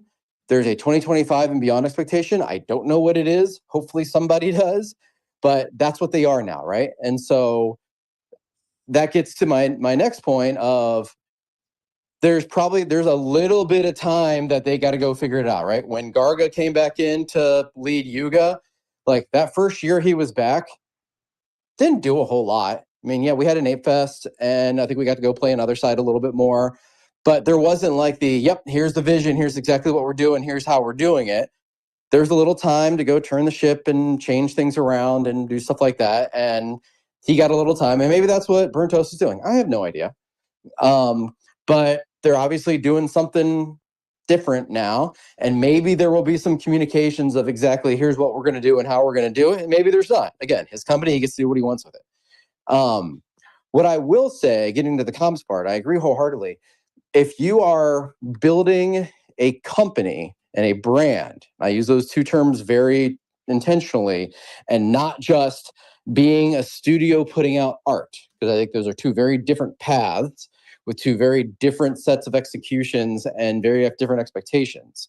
But if you're on the company and the brand side, and your goal as a company and a brand is to scale that company, and whatever scaling means, right? More customers, more reach, more awareness, more whatever, then yes, professional, well-executed comms, not professional meaning like boring and stodgy, but like you can have fun, you can be degen with it depending on your audience, but having a very intentional and thoughtful communications process to do that makes a lot of sense, right? But if you are just, we're going to be a fun art studio, BT is an artist at heart, this is his way to get his art out into the world, which is what artists do.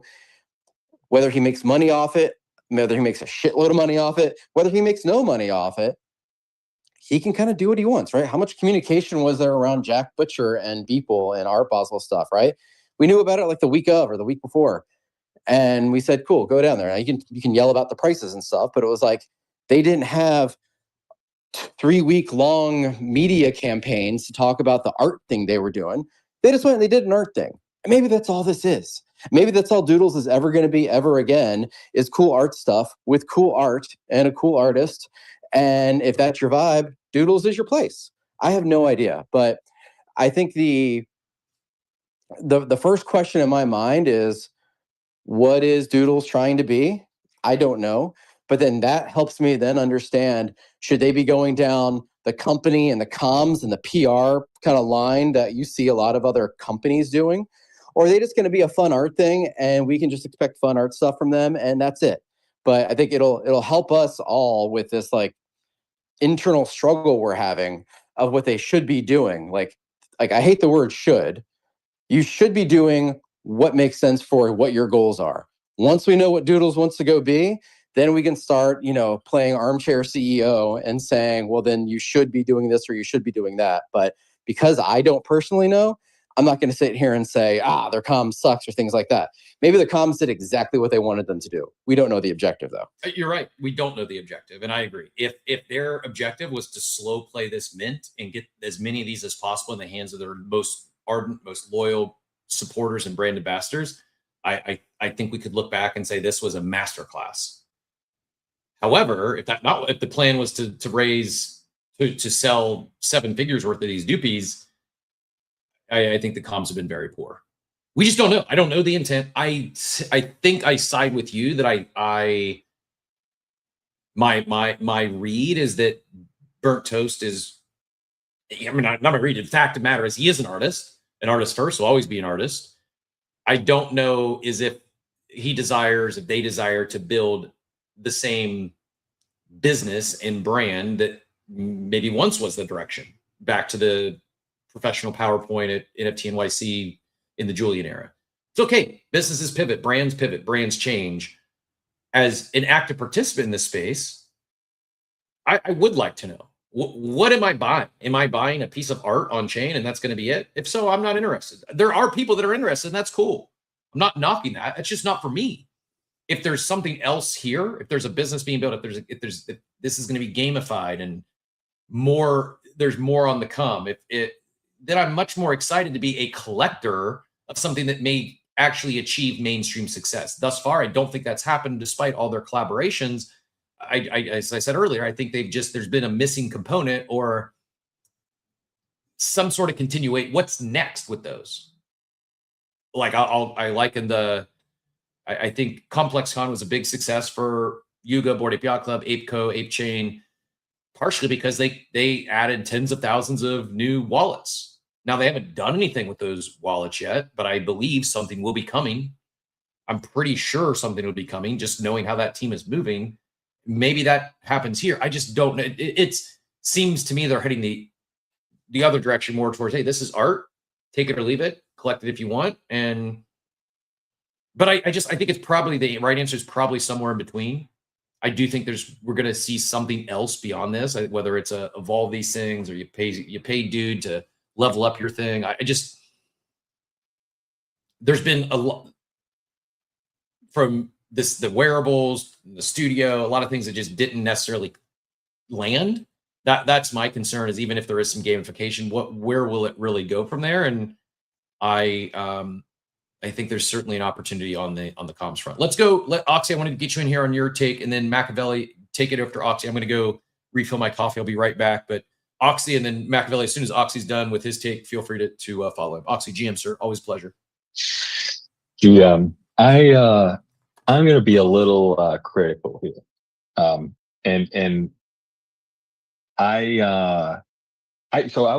someone who came into the space in the NFTs, in the NFT craze of 21. I really see the vision for NFTs in companies that are revolving around NFTs.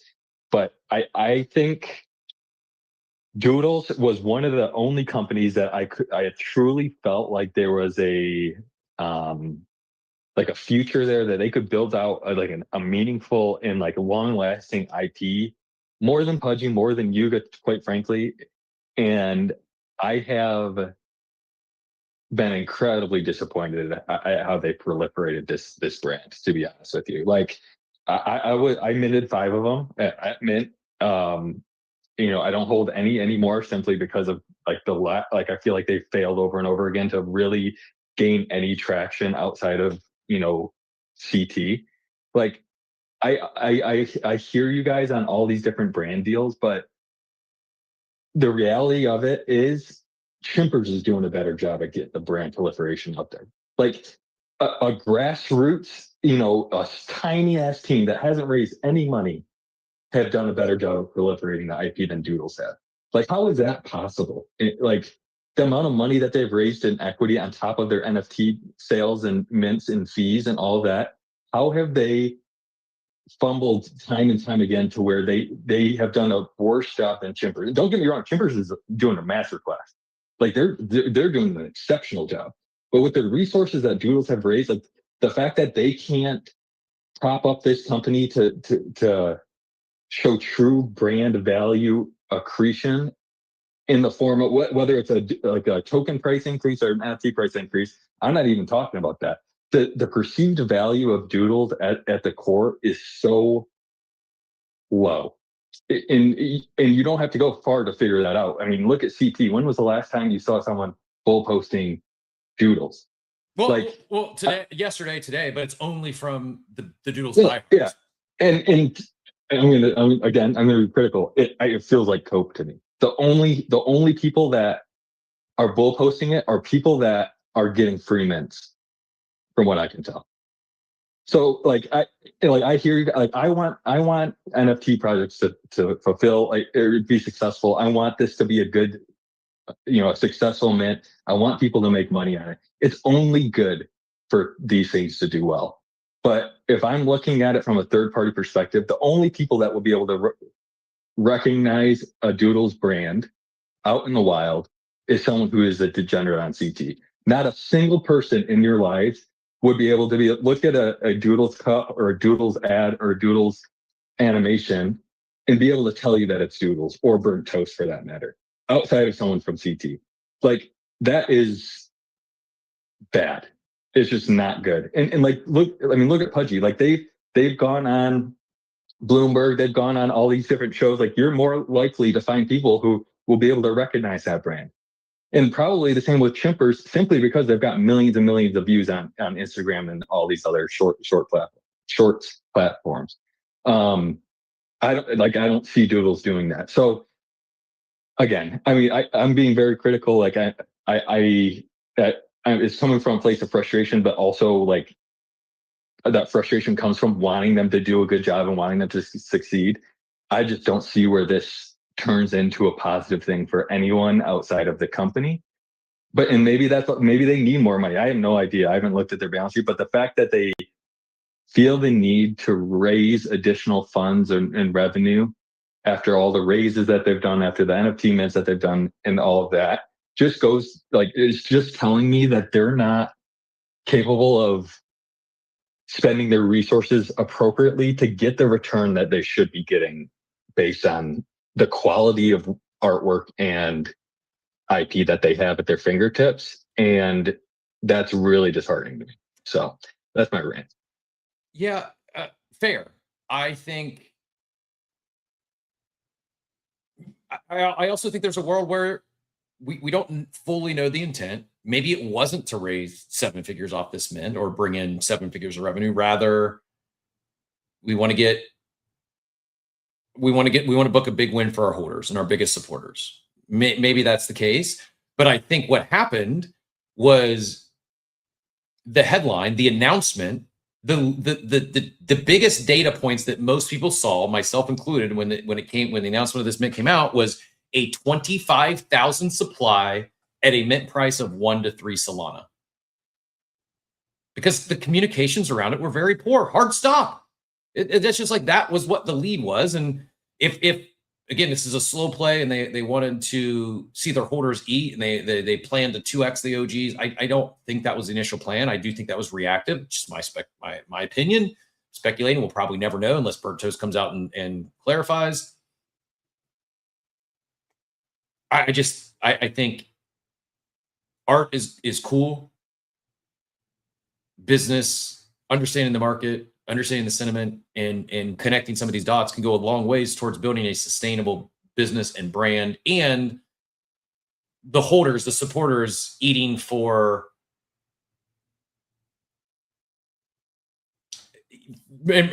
perpetuity or for a longer time than just a transactional mint where they flip it and they move on and don't think about it again. I do think there's going to be more here. I just don't know what it is, and so we're left to speculate. And I think, again, it just comes back to comms. I will say this: you talking distractions and the pound salt versus pound sand. Which, again, Joey, we got to take the L. It's pound sand. We've got many data points to support. We are just wrong. I don't know where pound salt came from in my head, but I'll blame it's not dyslexia, but there's something there that's like dyslexia, but instead of reading things backwards, it's speaking things backwards, or being like, I have that, whatever it is. Machiavelli, go ahead and get in here, take whatever you'd like. Man, like, listen, I'm fucking excited about this, but all I've heard this morning is wah, wah, wah.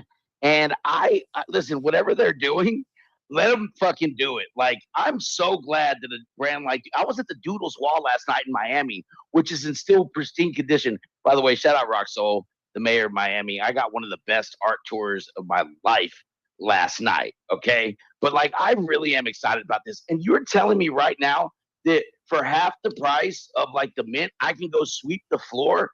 I'm selling all my Fraganas and my Mad Lads and everything, and I'm gonna go sweep fucking Doopies. Like, that's what I'm doing, because like, I get to be a part of this. And like, I didn't get to be a part of the original Doodles mint. And like, I'm out here to participate and proliferate. And I couldn't be so fucking, I'm so excited about this, man. I really am. I really didn't think I was gonna come on here this morning and hear these takes. And listen, I respect everybody's take. I really do.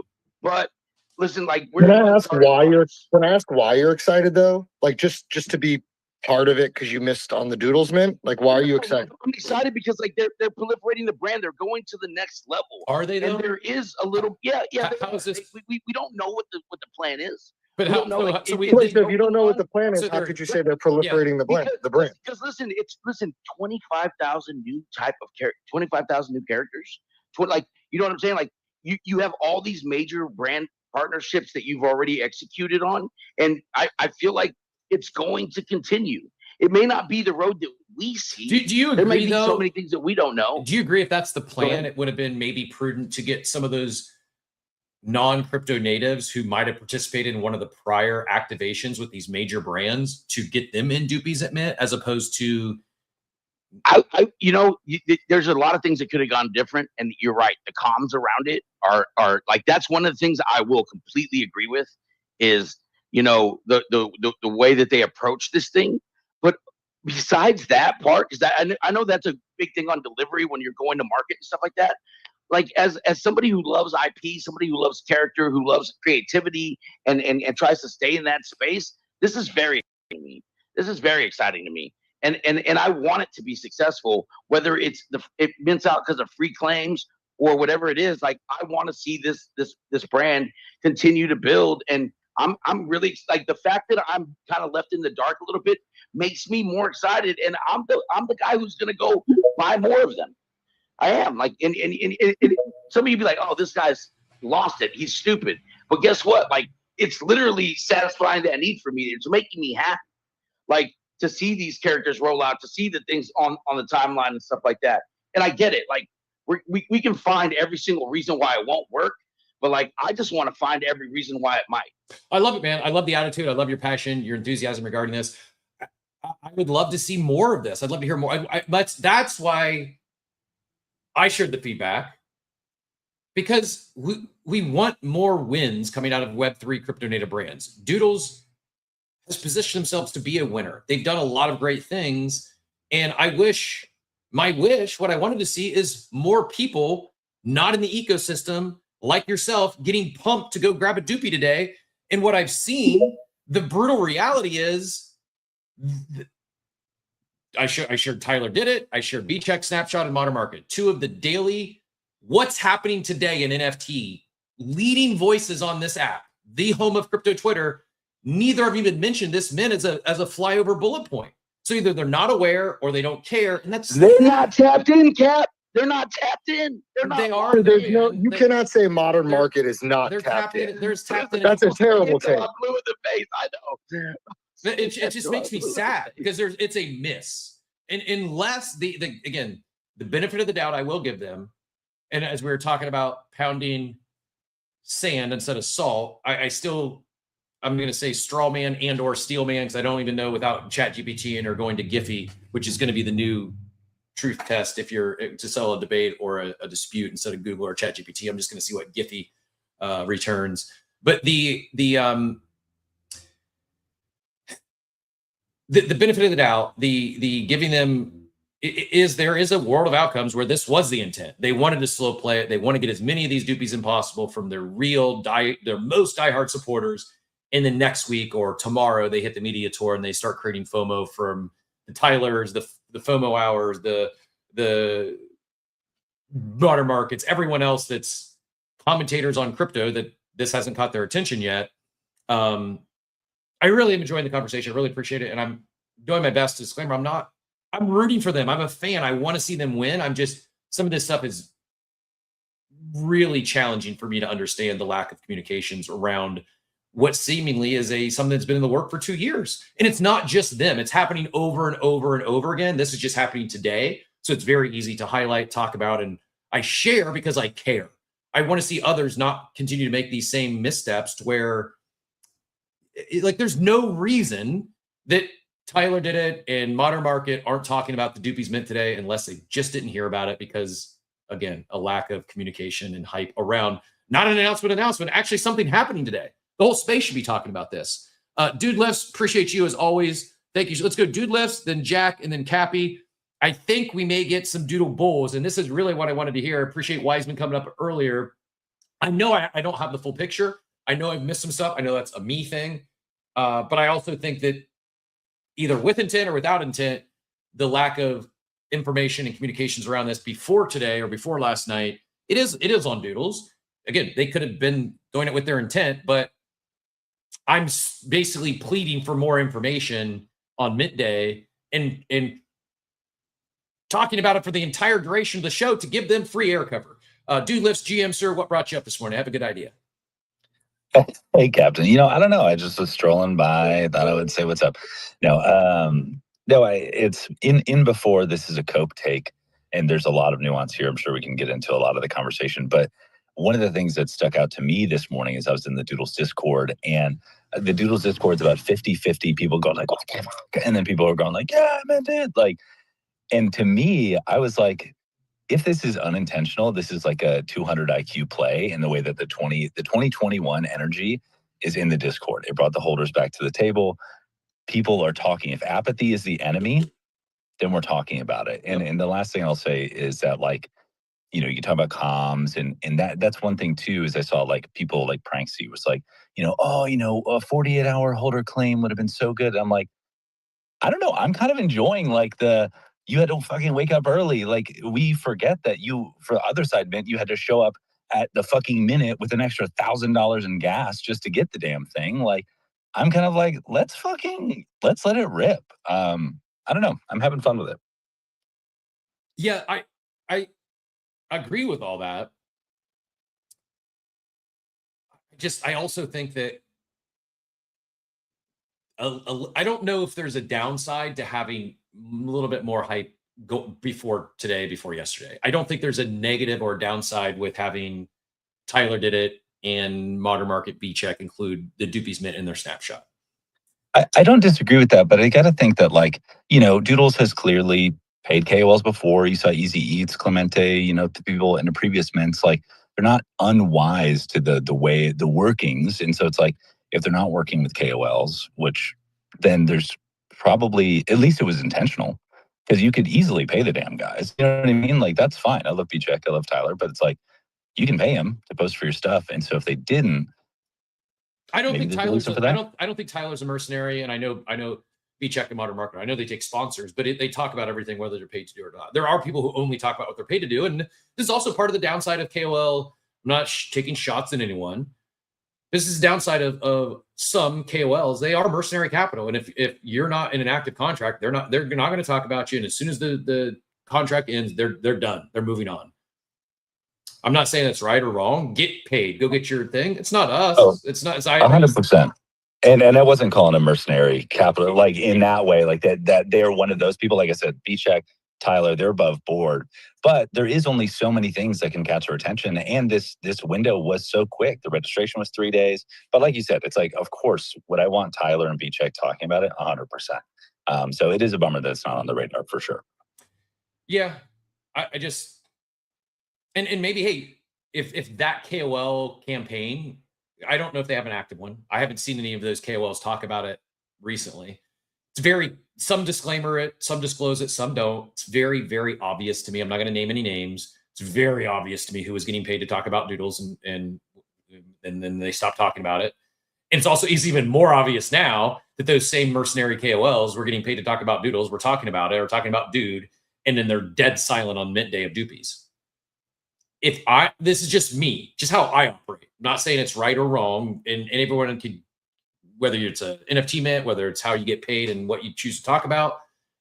If someone has ever paid me, if there's ever been a sponsor, unless I have some sort of falling out or I disagree hard with what they're doing, after my obligation ends, I'm going to continue to talk about them because I care, because they were a partner. They did support me. And so how I'm wired is I feel I have an ongoing duty to be a decent human being. And if something's newsworthy and it's by someone who's sponsored me or this show in the past, I'm going to talk about it. So I'm dialed into the space. I see what's going on. I don't have an active partnership with ApeChain right now, or ApeCo. The show, it still says powered by ApeChain. We could change that intro anytime we want. If anyone wants to be the title sponsor, DMs are open. Until I replace it, I'm not like the point, not getting any money from them anymore, can't talk about it. We're going to have an ApeChain architect guest this week. I don't have to do that. They have something that's cool they want to talk about, we're going to bring them on the show. It's just, I apologize for distracting from the topic at hand, though. My bad. All good. Jack, appreciate you jumping up. We're going to go Jack and then Cappy. Jack, Doodles, thanks for joining us. Appreciate it. And again, I really hope this thing cooks. I assume you claimed how many Doopies you claimed this morning?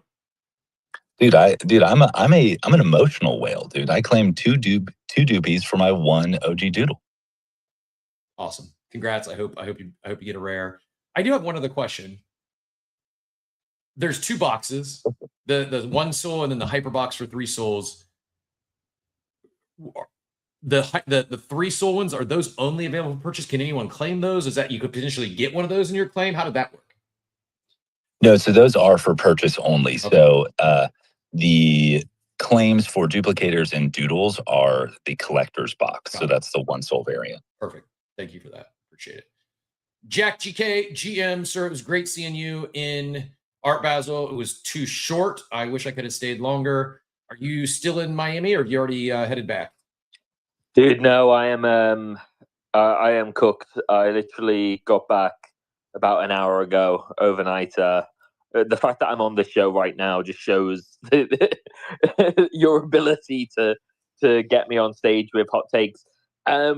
Yeah, look, I'm with you in terms of proliferating the brand. That was like the specific request. You know, you guys both asked Joey and yourself, like, how are they doing that?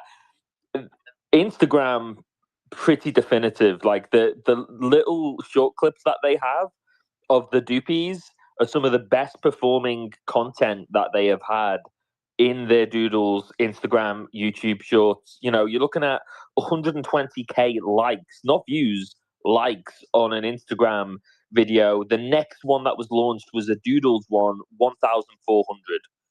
So, you know, like in terms of magnitude of scale, pretty ginormous. Now, you know, even the Fruit Loops one, 2,000 likes, you know, so that's with a collaborative brand, a very well-known brand. Yet this little quirky Doopie who gets himself killed, I assume, in some sort of gruesome way, he's pulling in literally, my math is not fantastic, but like 50 times the views. It's incredible on Instagram. So I think that's an interesting thing. I think the monsters, etc. So yeah, I do think it's got this longevity to it. I do think it's already supporting proliferation. There's only so much human characters can do. I understand the need to evolve the world in that way. Not super stoked that OG holders, you know, can't get a super rare without, you know, paying for the privilege of going into that mix. Oh, so there's no time. Wait, hold on. There's no chance to get a super rare without the hyper box or the 3 soul box, or I think there is. No, that's not true. Less of a chance. It's super small, right? Yeah, you increase your odds, but you still could run pure and pull a grail out of your collector box. It's just you increase your odds of point a rare if you pay the 3 soul. I'm pulling a grail. I hope you do. Okay, we're all pulling grails as OGs then. That makes me feel better. But yeah, look, I did an interview with BT. I don't know, like 8 weeks ago, and it was way more about Doodles and his takeover than it was about Doopies. We did touch on it, and you know, this is the minions to the core collection. You know, this is a different character. They have an AI studio that can now basically evolve this IP in any which way individual creators want to. I think there'll be a lot that will come out of that now that Doopies are here. We've got this like Pokemon-esque feel to the evolution side. I think that's really interesting with how unique this IP is. And look, they are in talks with, and these things can fall through. And BT made this point during the interview, like, you know, these things aren't over the line until they're over the line, and they do get scrapped. But they are in talks with, didn't name a specific, but Netflix, Disney-sized organizations about TV shows and series here. This is a new evolution of IP. This is, you know, we aren't batting an eyelid to the physical collectible space right now. You know, you've got the Bear Bricks with Pudgy, absolutely incredible stuff. But you've even got like the blind box experiences without those collaborations going for a lot of money. And I think at some point we need to ask ourselves, are we still digital collectors too? Or does it all have to be physical right now? Because to me, you know, Modern Market not covering it, and Tyler, like, if it's because they were demanding payments, I don't think that's the case. They might have been. I do not think that's the case. I don't think they. I think they talk about whatever they're at least in their snapshots, in their daily morning post. Here's what's happening in Web3 today. I truly think they talk about everything they feel is newsworthy. I agree. Whether they're paid for it or not. I don't know that to be a fact, but I'm like 99% certain that they talk about things every day in that snapshot that they're not getting paid to talk about. I agree. And did they cover FWOG, the NFT drop? I believe so. Yeah. So that's disappointing to not see that pop up. I assume it will be covered tomorrow.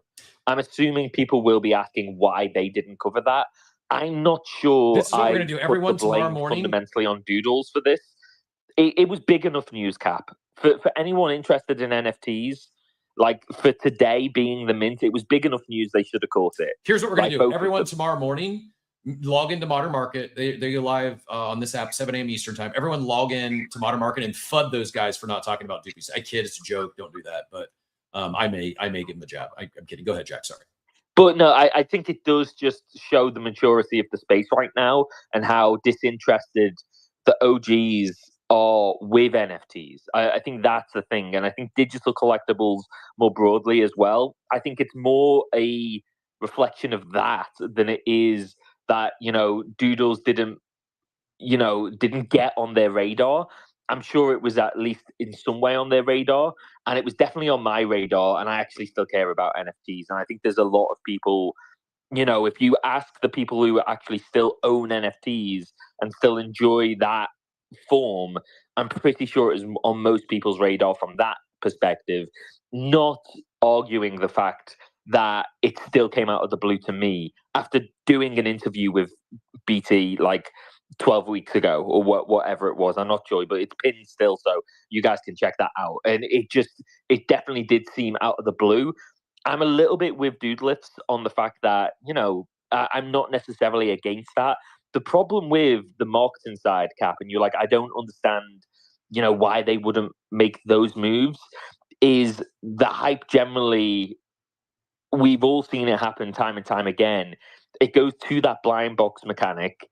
People stop buying on secondary, and then it's a big fall off. And I think if these are supposed to be more traditional collectibles, I would actually like to see a little less liquidity at the starting point and see what they roll out after the collectibles are owned to the people who are fans of them and of the project, and see them honestly succeed through their trust in the team. I think that's what hopefully will happen. But yeah, that's sort of my jumbled thoughts after, being on a 10-hour flight and doing a 4-hour drive back home. Well, appreciate you jumping on after the long travel. Hope the flight was as good as possible, and I hope you get rested up, recharge those batteries. It was truly great to see you. One question for you before we go to Cappy, and then we'll get Sasquatch in here. I just checked out their Instagram, and they get some posts that really pop on there. I follow that account. It hasn't necessarily been popping in my Instagram timeline, but those that have been here, you probably have an idea of what I get fed in my my Instagram algo is really dialed in right now. Latinas and Mexican or Spanish food. Belgian Malinois. I'm getting Belgian Malinois every day in my feed. Some food and maybe something else. But yeah, it's very little Doodles being fed. But I did go check their account, which I do follow. And yeah, they've got some that have done some really big numbers. My question though, Jack, I even like on the ones that are Doopies related, I don't see any call to action. I don't see any announcement of a mint there. I don't like, that's what I'm missing. I'm really struggling to reconcile. They're doing a good job scaling their brand, to use what someone else said, proliferating the IP. Now they launch a secondary collection, which I was under the impression part of this was to grow the ecosystem, bring more people into that on-chain community. Wouldn't you want to have some sort of CTA on your other socials? I gotta jump in on that, because it's like Doodles is essentially a high fashion brand, and like nobody, and I mean nobody, is doing CTAs on social. Like that is the most El Bozo maneuver you can do on vertical short form video right now, is tell your audience what to do. Fashion brands are doing drops where they don't even say the collection is coming out. You have to go find out that a new collection is coming out. Go to their fucking influencers page. Like it's, clearly this is a hot take. I see some thumbs down, but like, yeah, you cannot, not even should not. If you're doing that shit on social media, that's like some boomer shit. No, I'm with Doodles here. I think, again, you have to look at the longer term strategy for this. This is a testing of the brand. Kleinos have done this best. They've actually now building a whole product line, and they've got the Hebrew side to all of this. What they've done with this IP is they've tested out an audience to make sure that as they grow and as they create, the audience are receptive to this. They have done that. They have done that in a way where most animation studios would have had to spend probably 100 to 1,000x more on getting a short form animation out and trying to get it on Netflix or one of these big platforms. They have tested the IP and said, yes, there is value here. Okay. Look what we've done with Doodles. Okay, let's launch the collection. But this is more about, look, does this IP have legs for this collection to be proliferated? And I think they've proven that point. Yeah. I think we're just at early days. Makes sense. Checks out. I appreciate the I think y'all are missing a piece of the pie too. When Adam Weissman and Gabe announced the Coliseum for heavy metals, they also released a picture of the brands that would be competing in the Coliseum. And the Doodles is one of those brands on the actual first flag of all the flags that you can see the brands on. And so I believe the Doopies may be part of some grand scheme to battle in the other side eventually. Who knows? I don't know. It's just speculation. But the Doodles head definitely is on that flag of that Coliseum that Gabe posted. So today I learned that call to actions are dead, and I am a boomer when it comes to social media marketing. I'm never claimed to be a social media. I do actually, very topical and true story. I know of a very much so a leading brand in crypto that is looking for a social media lead. It's not for me, obviously, because I still thought call to actions were in style. They're clearly not. I trust everyone's opinion. And I have someone else in the war room who I think is one of the best social people in all of crypto. They said they would be really, really, really, so 3 really dumbs to try to get their IG folks to mint an NFT collection. They should grow their IG, TikTok, etc., to buy things like figurines and plushies, etc. Crypto native people can mint stuff, different demos for different business needs. Fair. I get it. I'm not even going to dispute that or debate it. Not my wheelhouse. Checks out. I'm convinced. So again, why I love the show and our community so much is I think there are many days I learn and get more information from all of you than you get from me, especially when it comes to things like pounding sand instead of pounding salt. Today has been a very educational day for me. I hope all of you are getting at least half of the amount of education information that I'm getting from our audience. Cappy, appreciate your patience. GM, what got you up today? Oof, my arm's tired. Dang. All right. Good morning, everybody. GM. I think maybe the right phrase should be pounding salt, because I feel like if this was 2021, there would already be a derivative collection spun up that would be around. Let me just say that when it comes to Doodles, it sometimes feels like salt is all people have, and it's all they've ever had about Doodles since mint. So this is not to anyone personally, but it's like, tell them, bro. How long do we have to hear the salt about Doodles at every single move? Now, I'm not saying that there's like no room for criticism. I've had my criticisms over the years, but it really does feel, and someone jump in and tell me I'm wrong. It really feels like Doodles has always been held to a different standard than basically any other project. Like, you want comms, you don't want comms. You want hype, no, they're hyping it too much. Like, you want something a little bit more stealth. Wait, where's the information? Like, someone just brought up heavy metal. I mean, talk about what the hell was that, right? I just looked at the heavy metal floor price. It's like 0.04. Those things were selling for like $4,000 at the time. And I still don't know what those are, right? And it's been years. What we know about Doopies is these are going to be some cute little motherfuckers who are on chain for us to trade and experience and have fun with. And, there's maybe some evolution aspects, something like Pokemon. Maybe there's a game. I don't know. I don't know what it's going to be. I minted mine. I claimed mine already, and I'm psyched.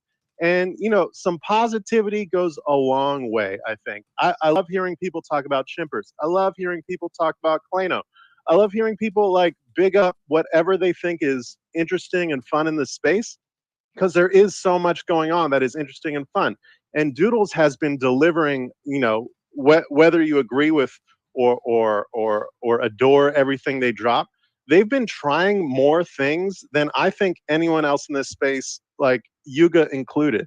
I mean, we've seen more types of activations. We've seen more types of content, media. I mean, this is the first companion collection in 4 years. I mean, people talk about extraction with projects. People talk about, like proliferation, whatever. Like, I am excited by the fact that I've only had 4 days to think about Doopies. I'm excited by the fact that I had to like take my girl to daycare, 20 minutes later than usual because I was up on my desktop waiting to claim these bad boys, right? So like, energy kind of cannot be created or destroyed, right? It goes to wherever you push it. And I just think that, the energy around a 25K collection of art from like one of the most significant Web3 artists that exists, a collection that is out now, right? That people can once it mints out, people can start trading. Like, there's a lot to be excited about. NFTs, like, I don't know what's going on in the NFT space otherwise. Right? We had FWOG, we had some other stuff, but like, look, we're at a down point in NFTs. People in like the mass population don't have a positive opinion on them. People will be calling NFTs monkey JPEGs for years because they don't know what we've really done over here. But if we can like start to kind of light the fire again, get people excited about Doopies, then yeah, maybe they get a Solana wallet and they start getting excited about other things. They start like looking into Klano. They start hearing about chimpers. Like crypto Twitter has gone so far off the deep end in the last few years. There's so much just like, what the fuck are we even doing here? Why am I wasting my time here? Sort of sentiment most of the time. And like, in my experience, nothing was as good, and I'm sure this is true for a lot of folks, as like the peak NFTs 2021, 2022. And it's not just because we were like making bags, which of course that's nice, but it like gave us something to kind of look forward to, things to be excited about, things to connect with others about. You get a new NFT and you change your PFP because you want to flaunt it because like you really like what they're doing. And a lot of that stuff obviously fizzled. It's gone. It's never coming back. But look who's still here. Look who's here today, December 9th, 2025, still dropping new shit and still trying to push things forward. Now, I'll just finish this. I'm not going to take too much time, but like, what has Doodles done? Doodles has created media. Doodles has created like a short film. Doodles has collaborated with like some of the biggest artists, musical artists in the country, in the world. And Doodles is now creating new types of IP, new types of characters. And whoever, I think Jack just a moment ago was talking about, like, yeah, they're meeting with streamers. Like, do any of us think that Doodles is just going to disappear? No. Doodles is going to grow in the way that Doodles grows. However that is, we'll find out. But like, a year ago, we had Doodles on McDonald's cups for the whole winter season. Now we have Doopies. What's a year from now? A year from now could be, we're on streaming platforms. A year from now could be we've got a full-length film, or maybe that's 2 years from now. But like, this is where we are today, and I'm just going to celebrate it. I am a Doodles bull. I minted these bad boys like, back in 2021. I held on to them. I love them. I'm not going anywhere. People do whatever the fuck they want. I respect your decisions and where your interest travels to. But I just want to keep things like excited, positive. Try to get some spark back into NFTs because like I want more NFTs just in general. I want that to be like where my collectible attention travels. So anyway, I'm gonna shut the fuck up. I got to go get some coffee, and I got a contractor coming in here in a second. But appreciate you. Good morning to everybody, and take it easy. Peace. No, appreciate you sharing, Cappy. Thanks for jumping up. Great to hear from you. And I do just a quick we're gonna go right to Sasquatch, and then we'll go back to, actually, we're going to let Musty cut the line because Musty always has a hot take, and it's been a minute since we had it on the stage. Not surprised that Doopies Doodles conversation is what inspired him to get up today. But I'm reformed today, Cap. I'm reformed. I think 8270 might actually record this and put it on his fucking, like, listen to this to go to sleep at night, dude. Ooh, I came up here to not FUD Doodles for once, dude. Tell me how I cheat the shit. I'm not, okay, listen, dude. Everybody should stop fucking crying. Well, let's keep this as a All cliffhanger. this shit is worthless as fuck. If you want to mint the Doopie, have some fun, homie, and mint the Doopie. If you don't, stop fucking crying, bro. Every other collection has extracted from the space like an absolute motherfucker. Just let the Doodles do their thing, man. If you want to look at some stupid shit in your wallet, fucking mint the shit, bro. Personally, I'm not minting the shit. I'll wait for it to go to $20. That's all I gotta say. Thank you. Reform Musty was not on my bingo card. I appreciate the positivity. And yeah, mint whatever you want to mint. Do whatever you want to mint. I do a couple, just a quick, like, not taking it back, not to make things PvP, but just factual corrections. Or, there was a mention of like heavy metals. And a lot of people love to, and maybe it's just because I rock an ape. I don't know. A lot of people like to use like Bored Apes or Yuga as the benchmark and take shots wherever they can. Case in point was the quote tweet I had yesterday from Spencer, who was dunking on people who were still rocking a mutant PFP that they paid 10 ETH for, or people who minted other deeds, which was an extremely profitable a mint for anyone who flipped those. Heavy metals was a free claim. 0 of them were sold, and you could have sold it. You had a chance to exit for 10 ETH. I made 5 figures on heavy metals. It was a free claim, so I don't think we would be disingenuous if we're taking shots at Yuga for the heavy metal claim that was a reward to their holders. It was a free claim that I think Steve sold one for. I think Steve might have sold one for 10 ETH. Like, insane. Yeah. That's Cap. Just to jump in, I'm not criticizing. I want to be very clear. I wasn't criticizing the heavy metal mint. What I was suggesting was we did not know what that was when it came out. Right? This idea that everything needs to be rolled out, white papered, bullet pointed. Okay, this is what heavy metal is going to be. This is when it's going to be. Like, when that dropped, it was all speculation. That's why people were, flipping them for 10 ETH or whatever, because you just didn't know what it's going to be. Now, I'm just saying, in contrast, Doopies, we know generally like what they're going to look like. It's not like a piece of some larger construction that you need to, build for some future game or whatever. Like, on the surface, we know what Doopies are, and then maybe there's going to be something bigger that we don't know yet. But there's not this like kind of like void that everyone's filling with their own projected hopes and dreams. It's like, there's the fact that the hype has been so low is part of what I really appreciate about this drop. That it's not just like weeks and weeks announcements of announcements. It's like, nope, hey, put your wallet down, claim your shit. This is coming out on Tuesday. See you then. And I at this stage in 2025, I would rather see that than like whatever the opposite is. That's fair. But, that's fair. Fair. Very fair point. I wasn't trying to diss heavy metal. It's just about like, what comms around that were also very what we see today. I also like to the point, again, using these just very specific examples, it was a very different time. It was like almost 2.5 years ago. The space has changed dramatically in the last 2.5 years as it relates to NFTs, NFT mints, and what worked then, I just don't think works anymore. I think the approach to mints in the market. And the other thing that I've heard a lot of people say, this is the first time Doodles has, this is their first companion collection, and maybe I'm like Mandela effect, but I'm near certain that Dooplicators were coined as Doodles too. And I don't know how much money they brought in on the Duplicator mint. It was a lot. If you remember, it was not a Dutch auction per se. It was some sort of auction mechanic, and Pranksy and some others really bid that thing up. I'm sure they brought in several $100,000, if not millions of dollars on that mint. Shortly after those duplicators minted, their floor price was like 0.6 ETH or higher.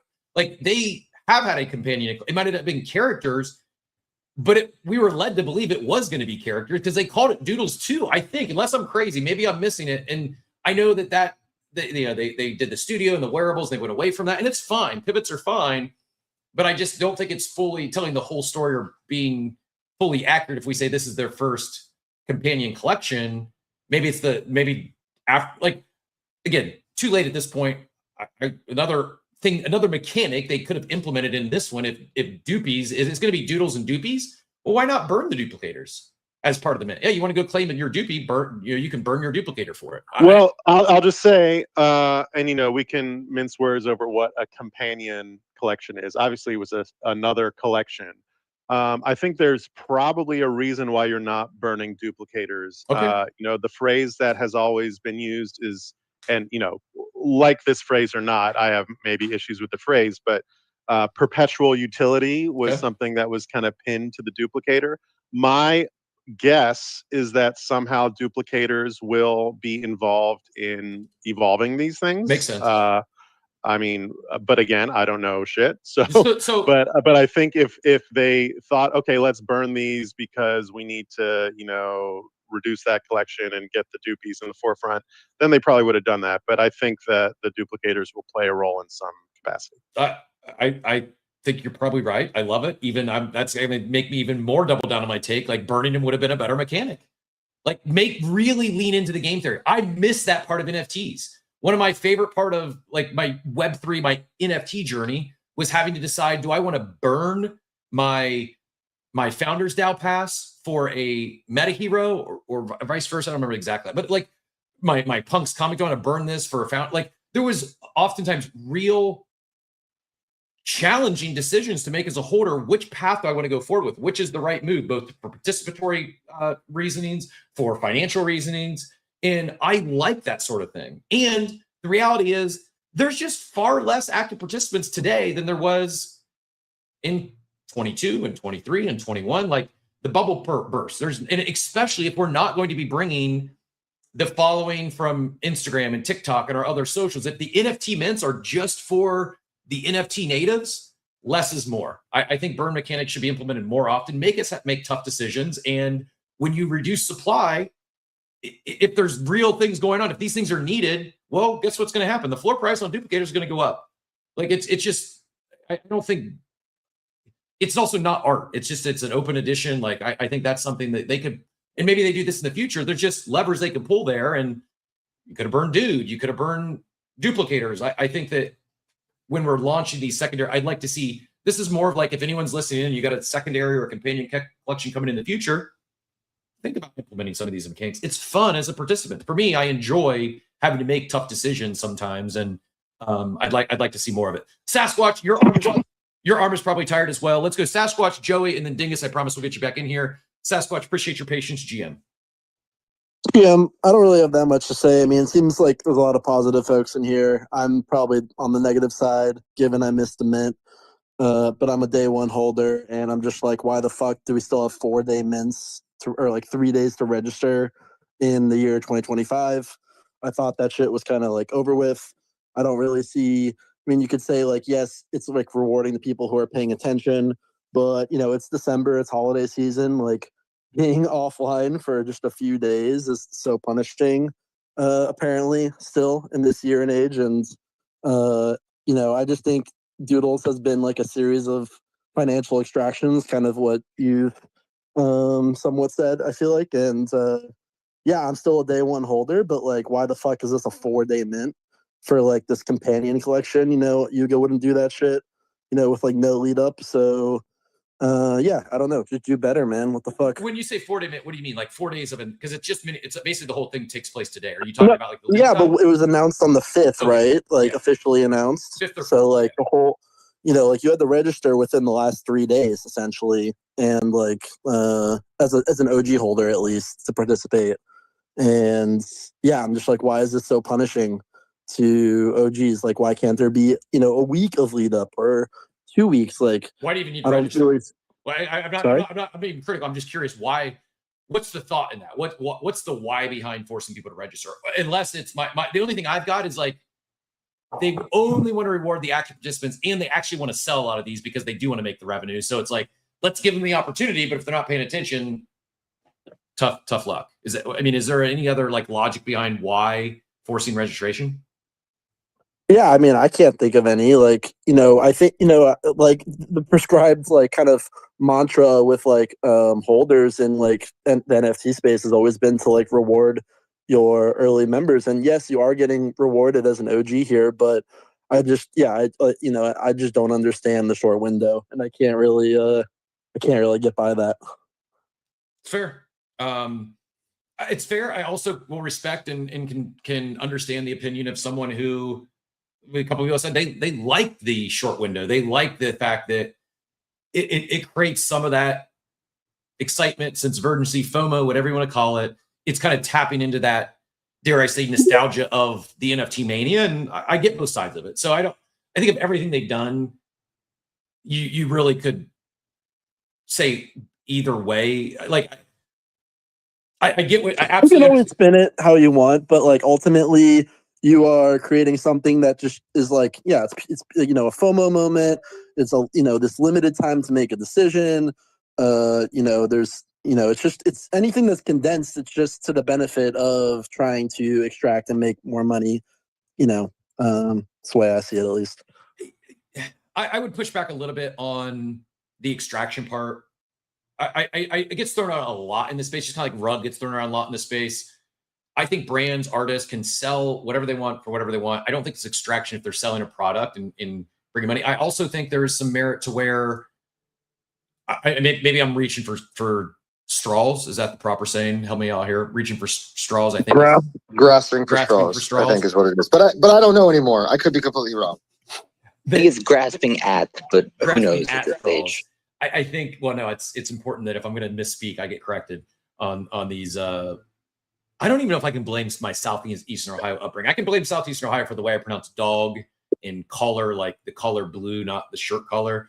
That is absolutely because of where I was raised. But I don't know if I can my like pounding salt. I don't think that came from Southeast Ohio. I think that's just me being dyslexic in the spoken word. I mean, I think they even gave more like heads up on like the stuff they were doing on Zora, but like certainly Dooplicators, certainly Dude Token, like.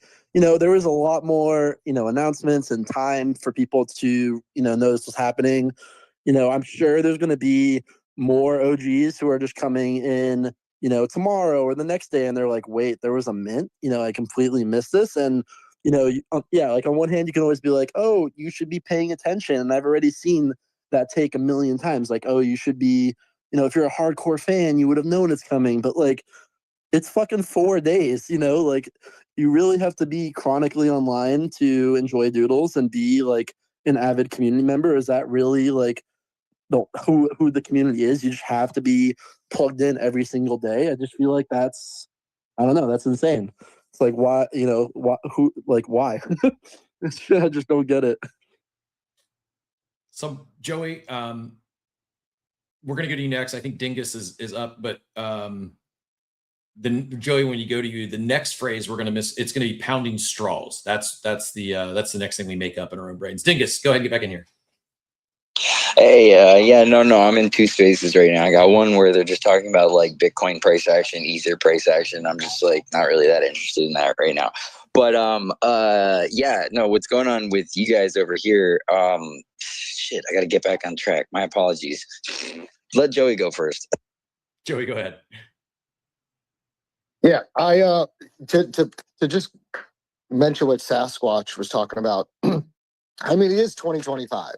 I don't understand the idea of forcing people to pre-register for a mint when we have all these tools now that you can just connect your wallet, and if you're a Doodles holder and you hold a Doodle, then you can mint 2 Doopies, right? That's actually not even new technology, right? It's existed for a while. And maybe to your point, Cap, the idea of having everybody pre-register was to get some forward look into what they might be able to potentially sell, because they'll know in advance how many claims are going to happen.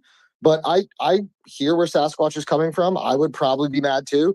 I mean, I only go in 2 Discords. I go in BZ and the DGen Discord every day. The rest of my Discords, like I might check once a week, even though I see notifications popping up because there's just too many of them. And so I feel his pain. And I'm not, I mean, we don't know why they chose to do the way they did it, but to his point, like they could have done it instead of pre-registering. It could have just been like, hey, let's see what you're holding. Oh, this is what you're holding. Okay, great. You can mint based on what you're holding. So yes and no. Hold on that real quick because it hit me. I don't know as if it's quite that easy because, and I think actually a pre-registration might have been required. Maybe you could do it all at the time of mint, but I'm going to give them a pass on the pre-registration. Could they have done it longer period? Sure. But the fact of the matter is the OG collection and the duplicators reside on Ethereum. Doopies are minting on Solana. So I believe that... You can 100% cross-chain check. Don't you remember when we had to do our claim for Pengu? It was on Solana, and they were checking our assets on Ethereum. But didn't we have to register? They have our addresses from dudes, do they not? Like that, we literally, right. like we received dudes already. Like, why is my Solana address that I got dudes on not just like the connected address good to go? And honestly, like, let me just go to the point of Captain over here. You're talking about like the whole gamification burnt mint thing. Like, I think, there's really no reason to have all of this registration structure. Like, literally could just be built into the blockchain. It's like, here's a snapshot. That's the date. Have your asset in that wallet at this time. This is when we're going to be doing it. If it's not there, then you're out. That's how it works. Or frick it. Like go crazy and leave it open-ended. Like there is no snapshot. Like, you just have to be holding it, and once that ticket's ripped, you throw it back into the pool, and people actually need to check the metadata and make sure the ticket's not ripped to verify that they're not getting a ripped ticket to go in order to buy the box and get the claim. I like that. That's where it gets fun.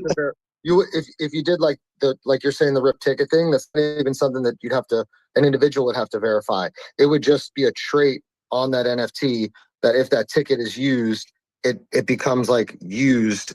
So when you search the collection, you would search like, available and not available. So you wouldn't, there's so many ways you can do. I'm not a developer, but I've been involved in a lot of developer conversations.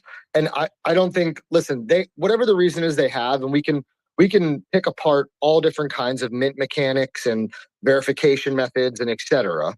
But I was just empathizing with Sasquatch's pain because I would feel the same way as a holder if I only checked the Doodles Discord once a week and I missed out, knowing that there were a lot easier ways. But to go back, because a bunch of people were saying like, quit crying and like they've done all this and they've done all that. But when you choose to build with your community and build in quote unquote public, you have to be, that's why I raised my hand. You have to be open to these conversations. Like, you're literally funding your business, whatever it is, the growth of the proliferation of your brand. You're funding it on the backs of your community, and you're expecting your community to help proliferate this brand by supporting you. So you can say people are crying, people are fudding, give them credit, compare them to this, compare them to that. When you make the choice to build in this space this way, this is what you have to be open to. This is the conversations that are going to happen. Yeah. Literally, you need to be malleable in this space with everything. Yesterday, I worked for a company called Daba, and our TGE just got postponed. I'll tell you what, that was a FUD fiasco a la mode. I mean, I had to deal with that all day. And you need to just stay flexible with things. Like, this entire space, like we've seen since 2021 to right now, everything has shifted. Like, from 28 ETH floor Doodles to where we are today. We've seen it all. I mean, if you've been here since then, we've seen it all. So, like, yeah, I think there's a really big point to just staying like flexible to how things are going. Yeah, it's not even that. It's just understanding that, like, when we have these conversations, especially on Coffee with Captain, I can't talk about other spaces, but especially on this show, when we have these conversations, it's not meant to like beat these founders up and FUD them. It's meant because we actually care enough to have the conversation as people that are participating in this space. And we want to give our 2 cents because we want them to be successful. I don't think there's a single person that comes up on stage on this show that ever wants any of these companies to go out of business. You know what? I'm surprised is that there's not more founders coming into these spaces and being like, "Hey, I'll come up on stage and say what up." I mean, it's not a shot. Most of them do. Almost actually if there's a major activation or a big event, almost everyone does. Whether it's something we schedule or it's impromptu.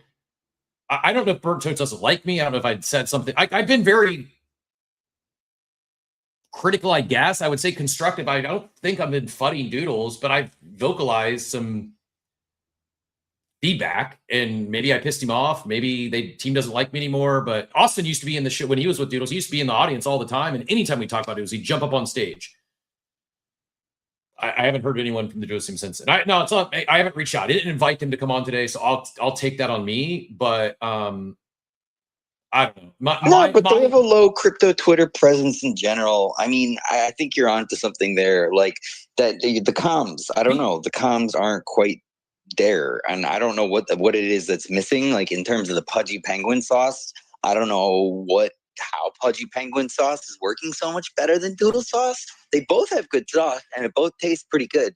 But there's something missing with the Doodle sauce. And to be fair, BT has been on the show before. We've had a great interview. And we've had Doodles team members on the show often.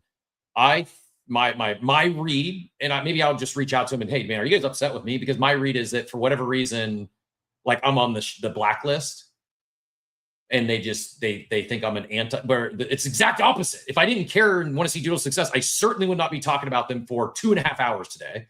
I want to see this do well. I want to see them win. And the update here, looking at the progress on this claim window for OGs is live for another 30 minutes. So if you have an OG Doodle and you haven't claimed it, you better get on it. You've got 27 minutes and 43 seconds. So far, 24% have been claimed. We know this number could have been, as it's every OG Doodle could have claimed 2. There could have been 20,000 claimed during the free claim period, or close to it, like 19,000 and some change. 5,000 of the boxes or the premium boxes are going to sell for 3 SOL. 2% of those, 100 of them. Yeah. How many have been claimed? Only 47, less than 5,000. So does that show us that the Doodles community is not active, or does that show us that, to Sasquatch's point, because of the short window, a lot of people missed, or is it a combination of both? I think combination of both. I think there's probably a lot that didn't realize they needed to register, would be my guess. I'm not. This is not FUD. This is my read on the current state of an NFT mint and understanding. At least I think I have a decent understanding of the NFT marketplace. I think this might struggle to mint out today. I expect it to be a lot more than 24%. Basically, you've got 24%. Duplicators are going to go live in 27 minutes when this ends, and then the whitelist phase. If this thing doesn't get close to 10K before the duplicator free claim ends, I don't know if they'll mint out. 15,000 to expect to sell 15,000 of these from 1 to 3 SOL. I don't care what it is, without some sort of TGE or without some future promise of a liquidity event or utility. It's a Herculean ask on any chain, let alone Solana right now. It's just not a thriving NFT chain. It's not. It became the meme casino, and I know. Yeah, but what's the difference between the 1 SOL and the 3 SOL again? Like, what's the price variance? Yeah, the 3 SOL gets you a better chance of a grail. Your odds. So just like a higher percentage to open up. So you could still open up just like a floor. You could pay 3 SOL and just open up a floor doopie, but you have some better odds. Do we know what those better odds are if you pay 3 SOL? If Wiseman, let's go to Wiseman next to see the hand up. Wiseman, are you aware of the difference between the 1 and 3 SOL boxes? Yes, it's like 10x. A 10 times. Hold on, I'm pulling it up. They posted it. I was doing the same. I just can't find it right away, but. While I'm looking for this, 10x odds to unleash a 1/1 mega doopie. What is guaranteed evolution level 3? Yes, plus. yeah, exactly. That was the other thing I wanted to find is, Yeah, so here's what it is there's 20,000 of these collector cubes, which are 1 soul or the free claims for those eligible. Build the full set, all species, all evolutions. Again, I do think there's a Pokemon, or as some people like to say, Pokemon type mechanic to this. And then it says for rarity maxis, you get a guaranteed evolution 3+ in 10 times the odds to unleash a 1-of-1 Mega Doopie. How many Mega Doopies in the collection? No idea. Again, just but 10 times the odds like doesn't. But what are the odds though? No like idea. what? So if there's 25,000, right, and there's 100 of these Mega Doopies, right? That means there's only 0.5% that you're going to reveal one. So does that mean 10x means you have a 5% chance to reveal one? No idea. What does 10x even mean? We don't know.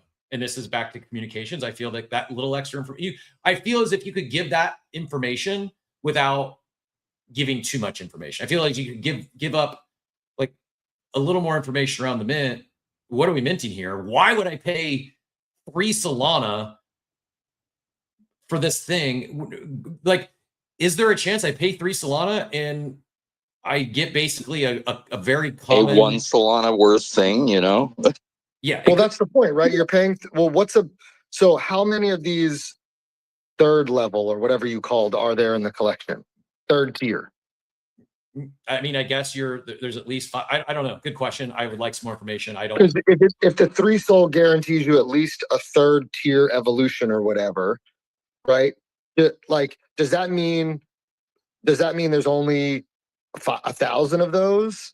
And if you don't pay the 3 soul, then you could still potentially get one for 1 soul? Or does that guarantee you that you don't have to use your dude to upgrade your Doopies to a tier 3?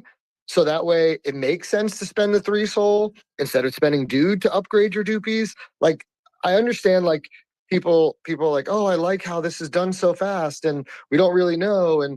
But like, to me, this just, I don't get it. I don't Well, maybe understand. this is all part of some lore, Joey. Maybe this is like some shit that they don't want you to know. Mint 3, like, okay, if you mint 3, you get this little mid rare, and then if you mint the 3 soul, you get like a mid rare. And then what about the people who want to mint 3? Like, maybe there is some kind of Pokemon evolution combined 3.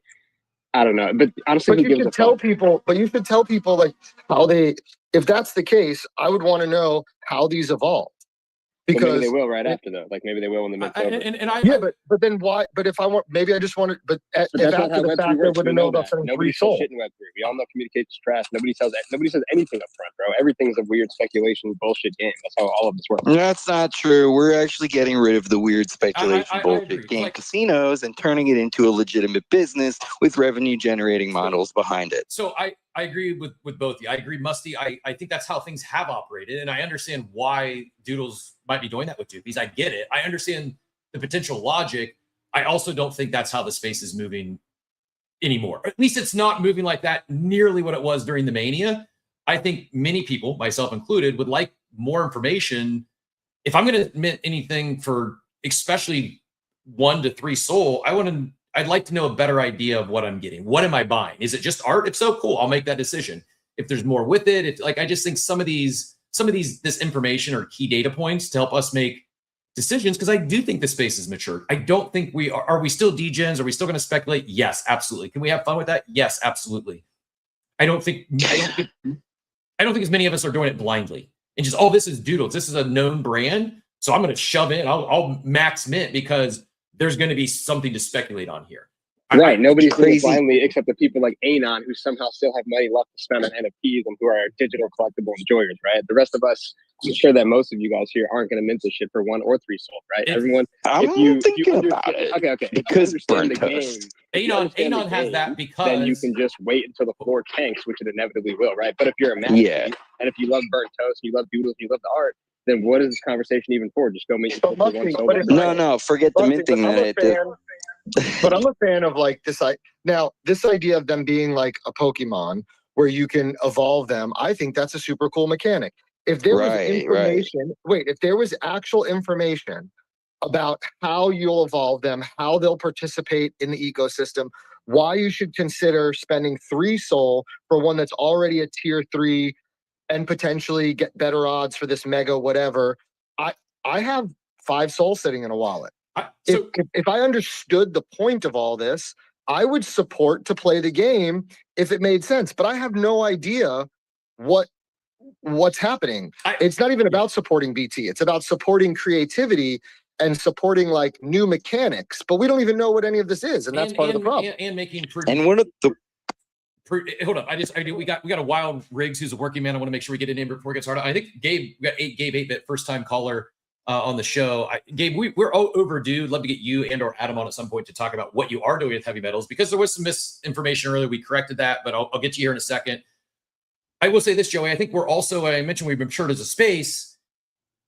I'll speak for myself, maybe you, based on what you just shared. We're just not as willing to throw 3 Solana at something without knowing, is it plus EV, is it negative EV? I'm an EV hunter, and I just don't know. Like, I can understand why create some FOMO mechanics or not share all the information or create some speculation.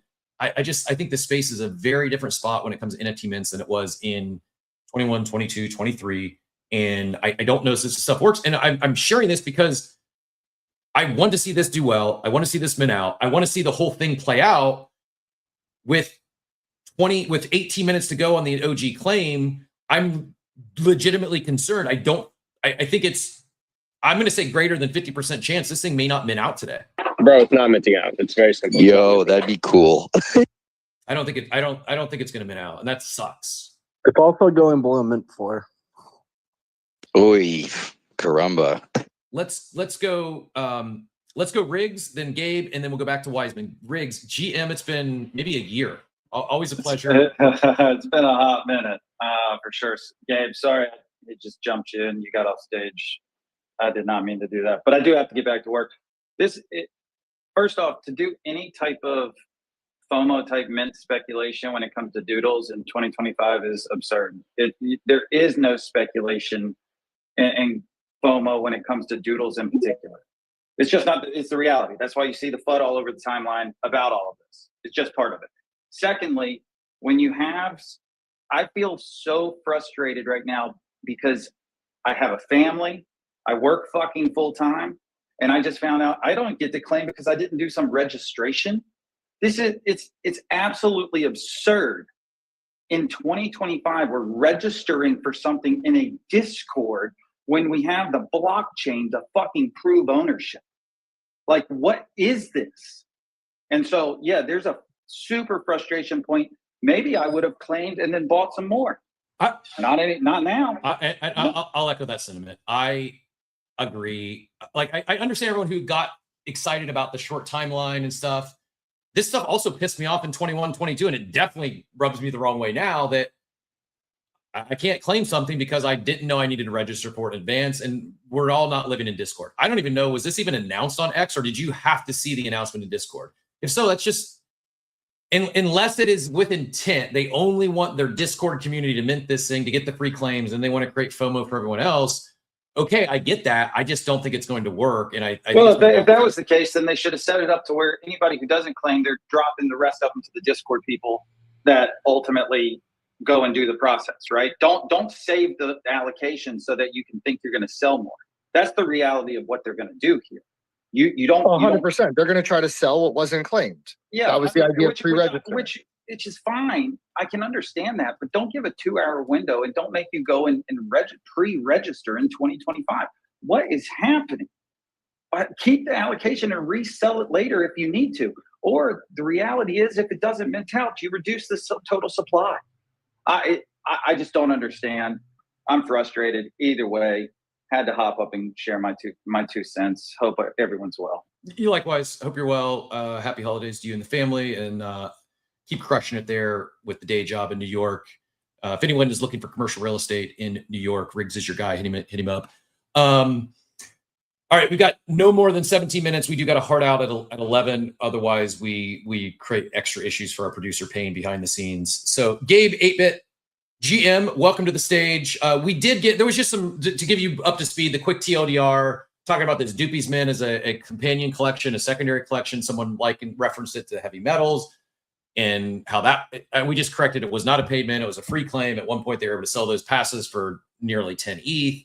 And Heavy Metals have since been acquired by yourself and Adam, and doing a lot of things there, bringing them into other side, a lot of new stuff. I do want to extend the open invite, as I shared. I don't know if you caught it earlier, but I would love to bring you and Adam back on for an actual full, special guest interview and give you a full hour to talk about everything you've got going on. But for today, I didn't want to any questions, any comments on this Doopies mint, anything you wanted to add to the conversation. And if there's anything heavy metal related you'd like to share at a high level, please do so. But like I said, I would love to bring you back on to give you proper time to explain everything you guys have done and plan to do with the collection. GM, pleasure. Hey guys, GM, can you guys hear me? Yeah, we got you loud and clear.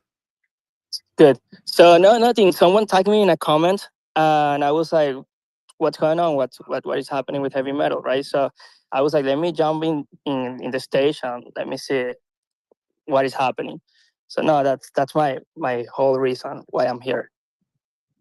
Awesome. Well, appreciate you jumping up, and yeah, if you're up for it, whenever the timing's right for you guys, if it makes sense around an activation or event or something coming up, whenever is best schedule-wise for you, just let me know. We'll find a day during the week. We go live here every Monday through Friday, usually just 8 a.m. to 10 a.m. Eastern time, and usually segue to special guests around 9 a.m. Eastern. So yeah, any day like 9 works for you, let me know. And if we don't have another guest, we'd love to get you on for a full special interview. Sounds good. Awesome. Thank you, man. Thank you for the invitation. Appreciate you jumping up, and whoever tagged Gabe and Heavy Metal, thank you. It's like I said earlier, one of my favorite parts about this show, that often if I don't know the answers or we're talking about something, we very frequently get the founder or a team lead on because someone in the community knows someone, they tag someone, and we're able to speak more intelligently directly from the source as opposed to me guessing and speculating. So yeah, looking forward to having you guys back on in the near future. Wiseman, appreciate your patience always. I've enjoyed the conversation. I know you've been in and out, but feel free to get back in here and take it any direction you'd like. Yep. Yeah. Sorry, I had a meeting earlier. I had to drop. Came back on. I just wanted to. I caught like the end. As far as registration goes, I agree 100% with. Somebody said, we pre-registered for the Dude airdrop. When I signed in, I didn't have to link my Sol wallet. So I don't know if I think they may already have. If you didn't register, you may want to try to see if you can mint. I don't know. Like I said, I had dropped. I had dropped for a meeting, so maybe somebody already did try to mint that had already registered for Dude, but didn't register for this, and then so they already have your wallet. Try it. If it doesn't work, then then not. But worth a shot. But yeah, and then the other thing you had mentioned about the different chains. I think the technicality is if they hosted it on their own site, they could do it where you didn't have to register your wallet. They could cross-check the different Etherscan and Solscan and make sure that everybody has the right tokens to mint. But on Magic Eden, I don't know if they have that flexibility. I don't know that you can, like on OpenSea, you can buy an NFT with other currency. I don't know that you can do that in Magic Eden. So, like Cap, to your point, it would have been cool to mint with the Dude token. I was hoping for that, but that didn't come out. I mean, but that would be I think if that's the case, where Magic Eden doesn't have the capabilities, and again, we don't know to check that stuff, then that would be a miss again on the team for deciding to mint through Magic Eden to make the process more complicated or have people like Riggs miss out on the mint.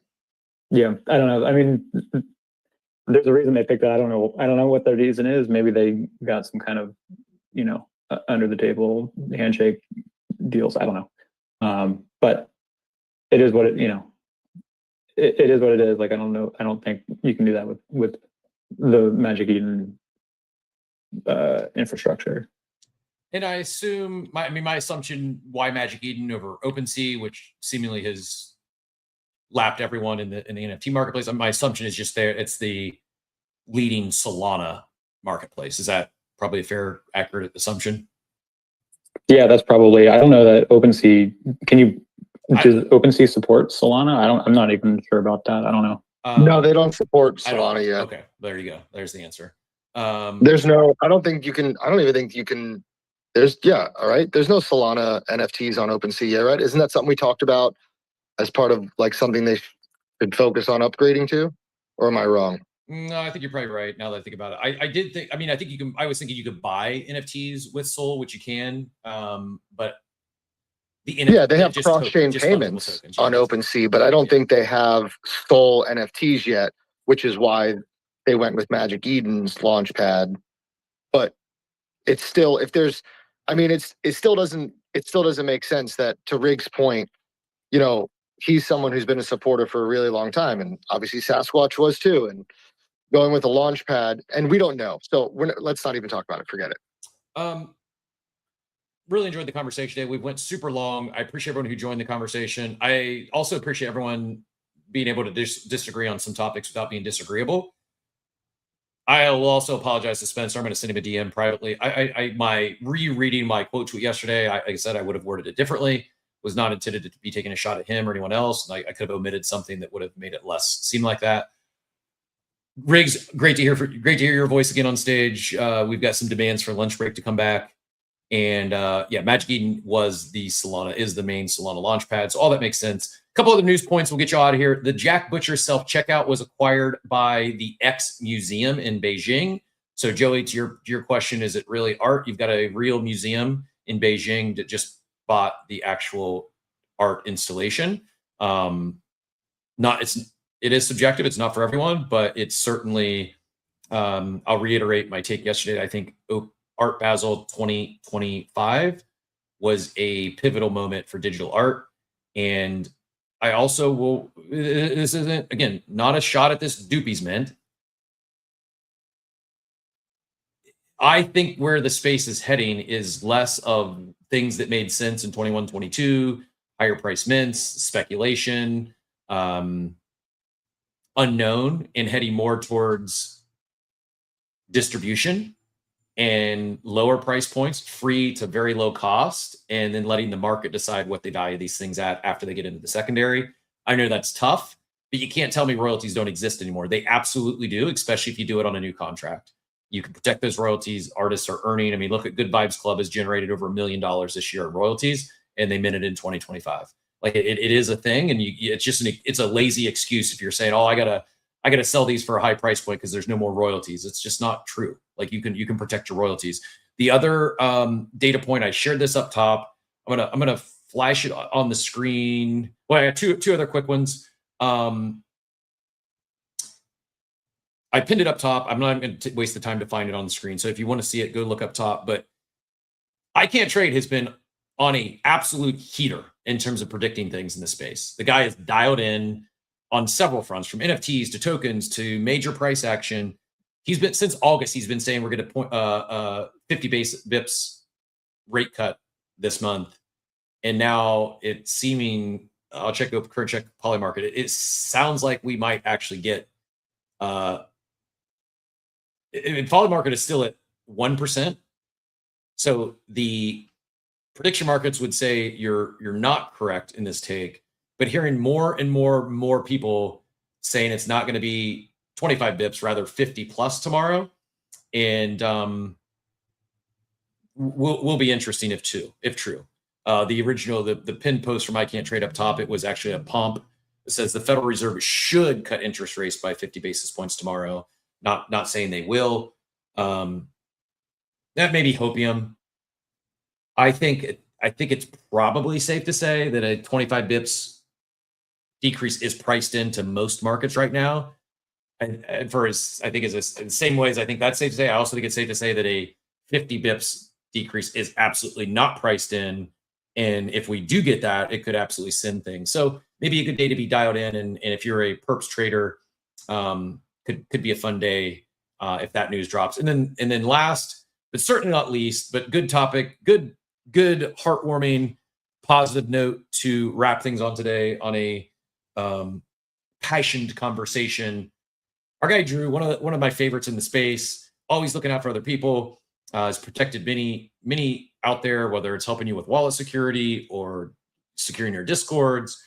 Just one of the great ones in the space. Grateful to have connected. He's doing, for the past 3 years, he's been using a percent of Drew security revenue to allocate a fund to donate toys for kids that won't get any for the holidays. In 23, it was about $600. He got 98 items. 24, $1,000, 131 items, almost $1,500 last year for 154.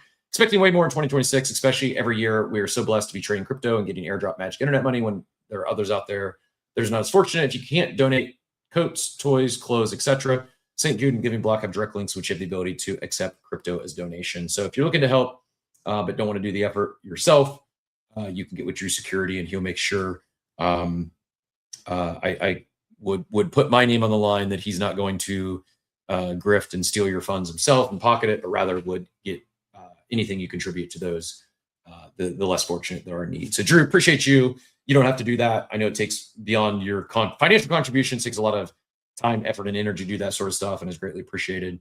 Not surprised to see it coming from you once again, but appreciate you. And yeah, if you're looking for a good cause to support, that is we're talking about throwing $1 NFT mints or 1 to 3 sold in an NFT mint. It is the holiday season, and whether it's with Drew or somewhere else, or just going and volunteering at a soup kitchen or some place that is in need of labor this holiday season, I can tell you, you won't rare that you ever feel bad or that was a bad use of time or funds. I missed the joke earlier. Not a joke. I think it was Musty said only Anon is still buying NFTs and collecting. Yeah, it's because Anon was one of those that paid thousands of dollars in gas to mint other deeds and happened to mint a mega coda and sold it for, I don't know, $300,000, and it gave him runway to keep minting NFTs. So for everyone that's knocking or taking shots at someone who paid extreme gas to mint other deeds, it's just a bad take. There's no way around it. People literally made life-changing money off that mint, and anyone who sold within the first, I think, months, but certainly within the first week, they were up big time on that mint, because when demand is greater than supply, it's usually something good to mint. I don't know as if we're seeing that today with this Doopies mint. I hope things turn. I'm rooting for them. I hope, but as we have right now, as the OG claim comes in, it looks like about 5,000 of those were claimed. So a little less than the amount of there's 10,000 Doodles. 2 per person, and people getting to mint more if they have multiple dudes, right? So somebody in the Discord said about 10% of OG holders perhaps minted. Yeah, I think that's probably disappointing if I were to guess. I don't have all the information, so I'm just speculating a little bit, guessing here a little bit, but 4,400 holders, 4,428 holders of OG Doodles. They all certainly didn't mint. I thought we would, after they made it 2x, I thought for sure we would see over 10,000 of these claimed for free. 5,000 I think is concerning for not just the one soul mint. I don't know how many at all they're going to sell the ones priced at 3 soul. It's a lot. It's out of touch with the current market. It is what it is. It's not a shot. Just I like to think I don't know everything, but I have a good pulse on the NFT market, and this is just out of touch with the current market and the current market sentiments and what people are willing to spend, what people are willing to pay. Could you drummed up more excitement and hype and anticipation around the mint if they paid a bunch of other KOLs to promote this instead of, I guess the KOL campaigns were promoting Dude, which I don't know why, but that's what it was. You would think they would have rather had the KOLs promoting the Doopies mint as opposed to Dude, but that's just me making assumptions. Appreciate everyone being here. We'll probably at least do a recap. I would just say post-mortem. I don't mean it like in form of death, but we'll do a recap post-mint day tomorrow briefly. We're not going to spend 3 hours talking about it, but we'll do at least a flyer tomorrow to recap how things go today. Appreciate y'all being here. I got to close this down before we hit 11. Thanks so much for your time. As my buddy Steve would say, but y'all have a wonderful, wonderful day, everyone. Thanks for tuning into Coffee with Captain, powered by ApeCoin. We hope you enjoyed the show, and remember, nothing we discussed today is financial advice. Until next time, keep exploring, stay curious, and we'll see you soon. Have a great day. Welcome to the future.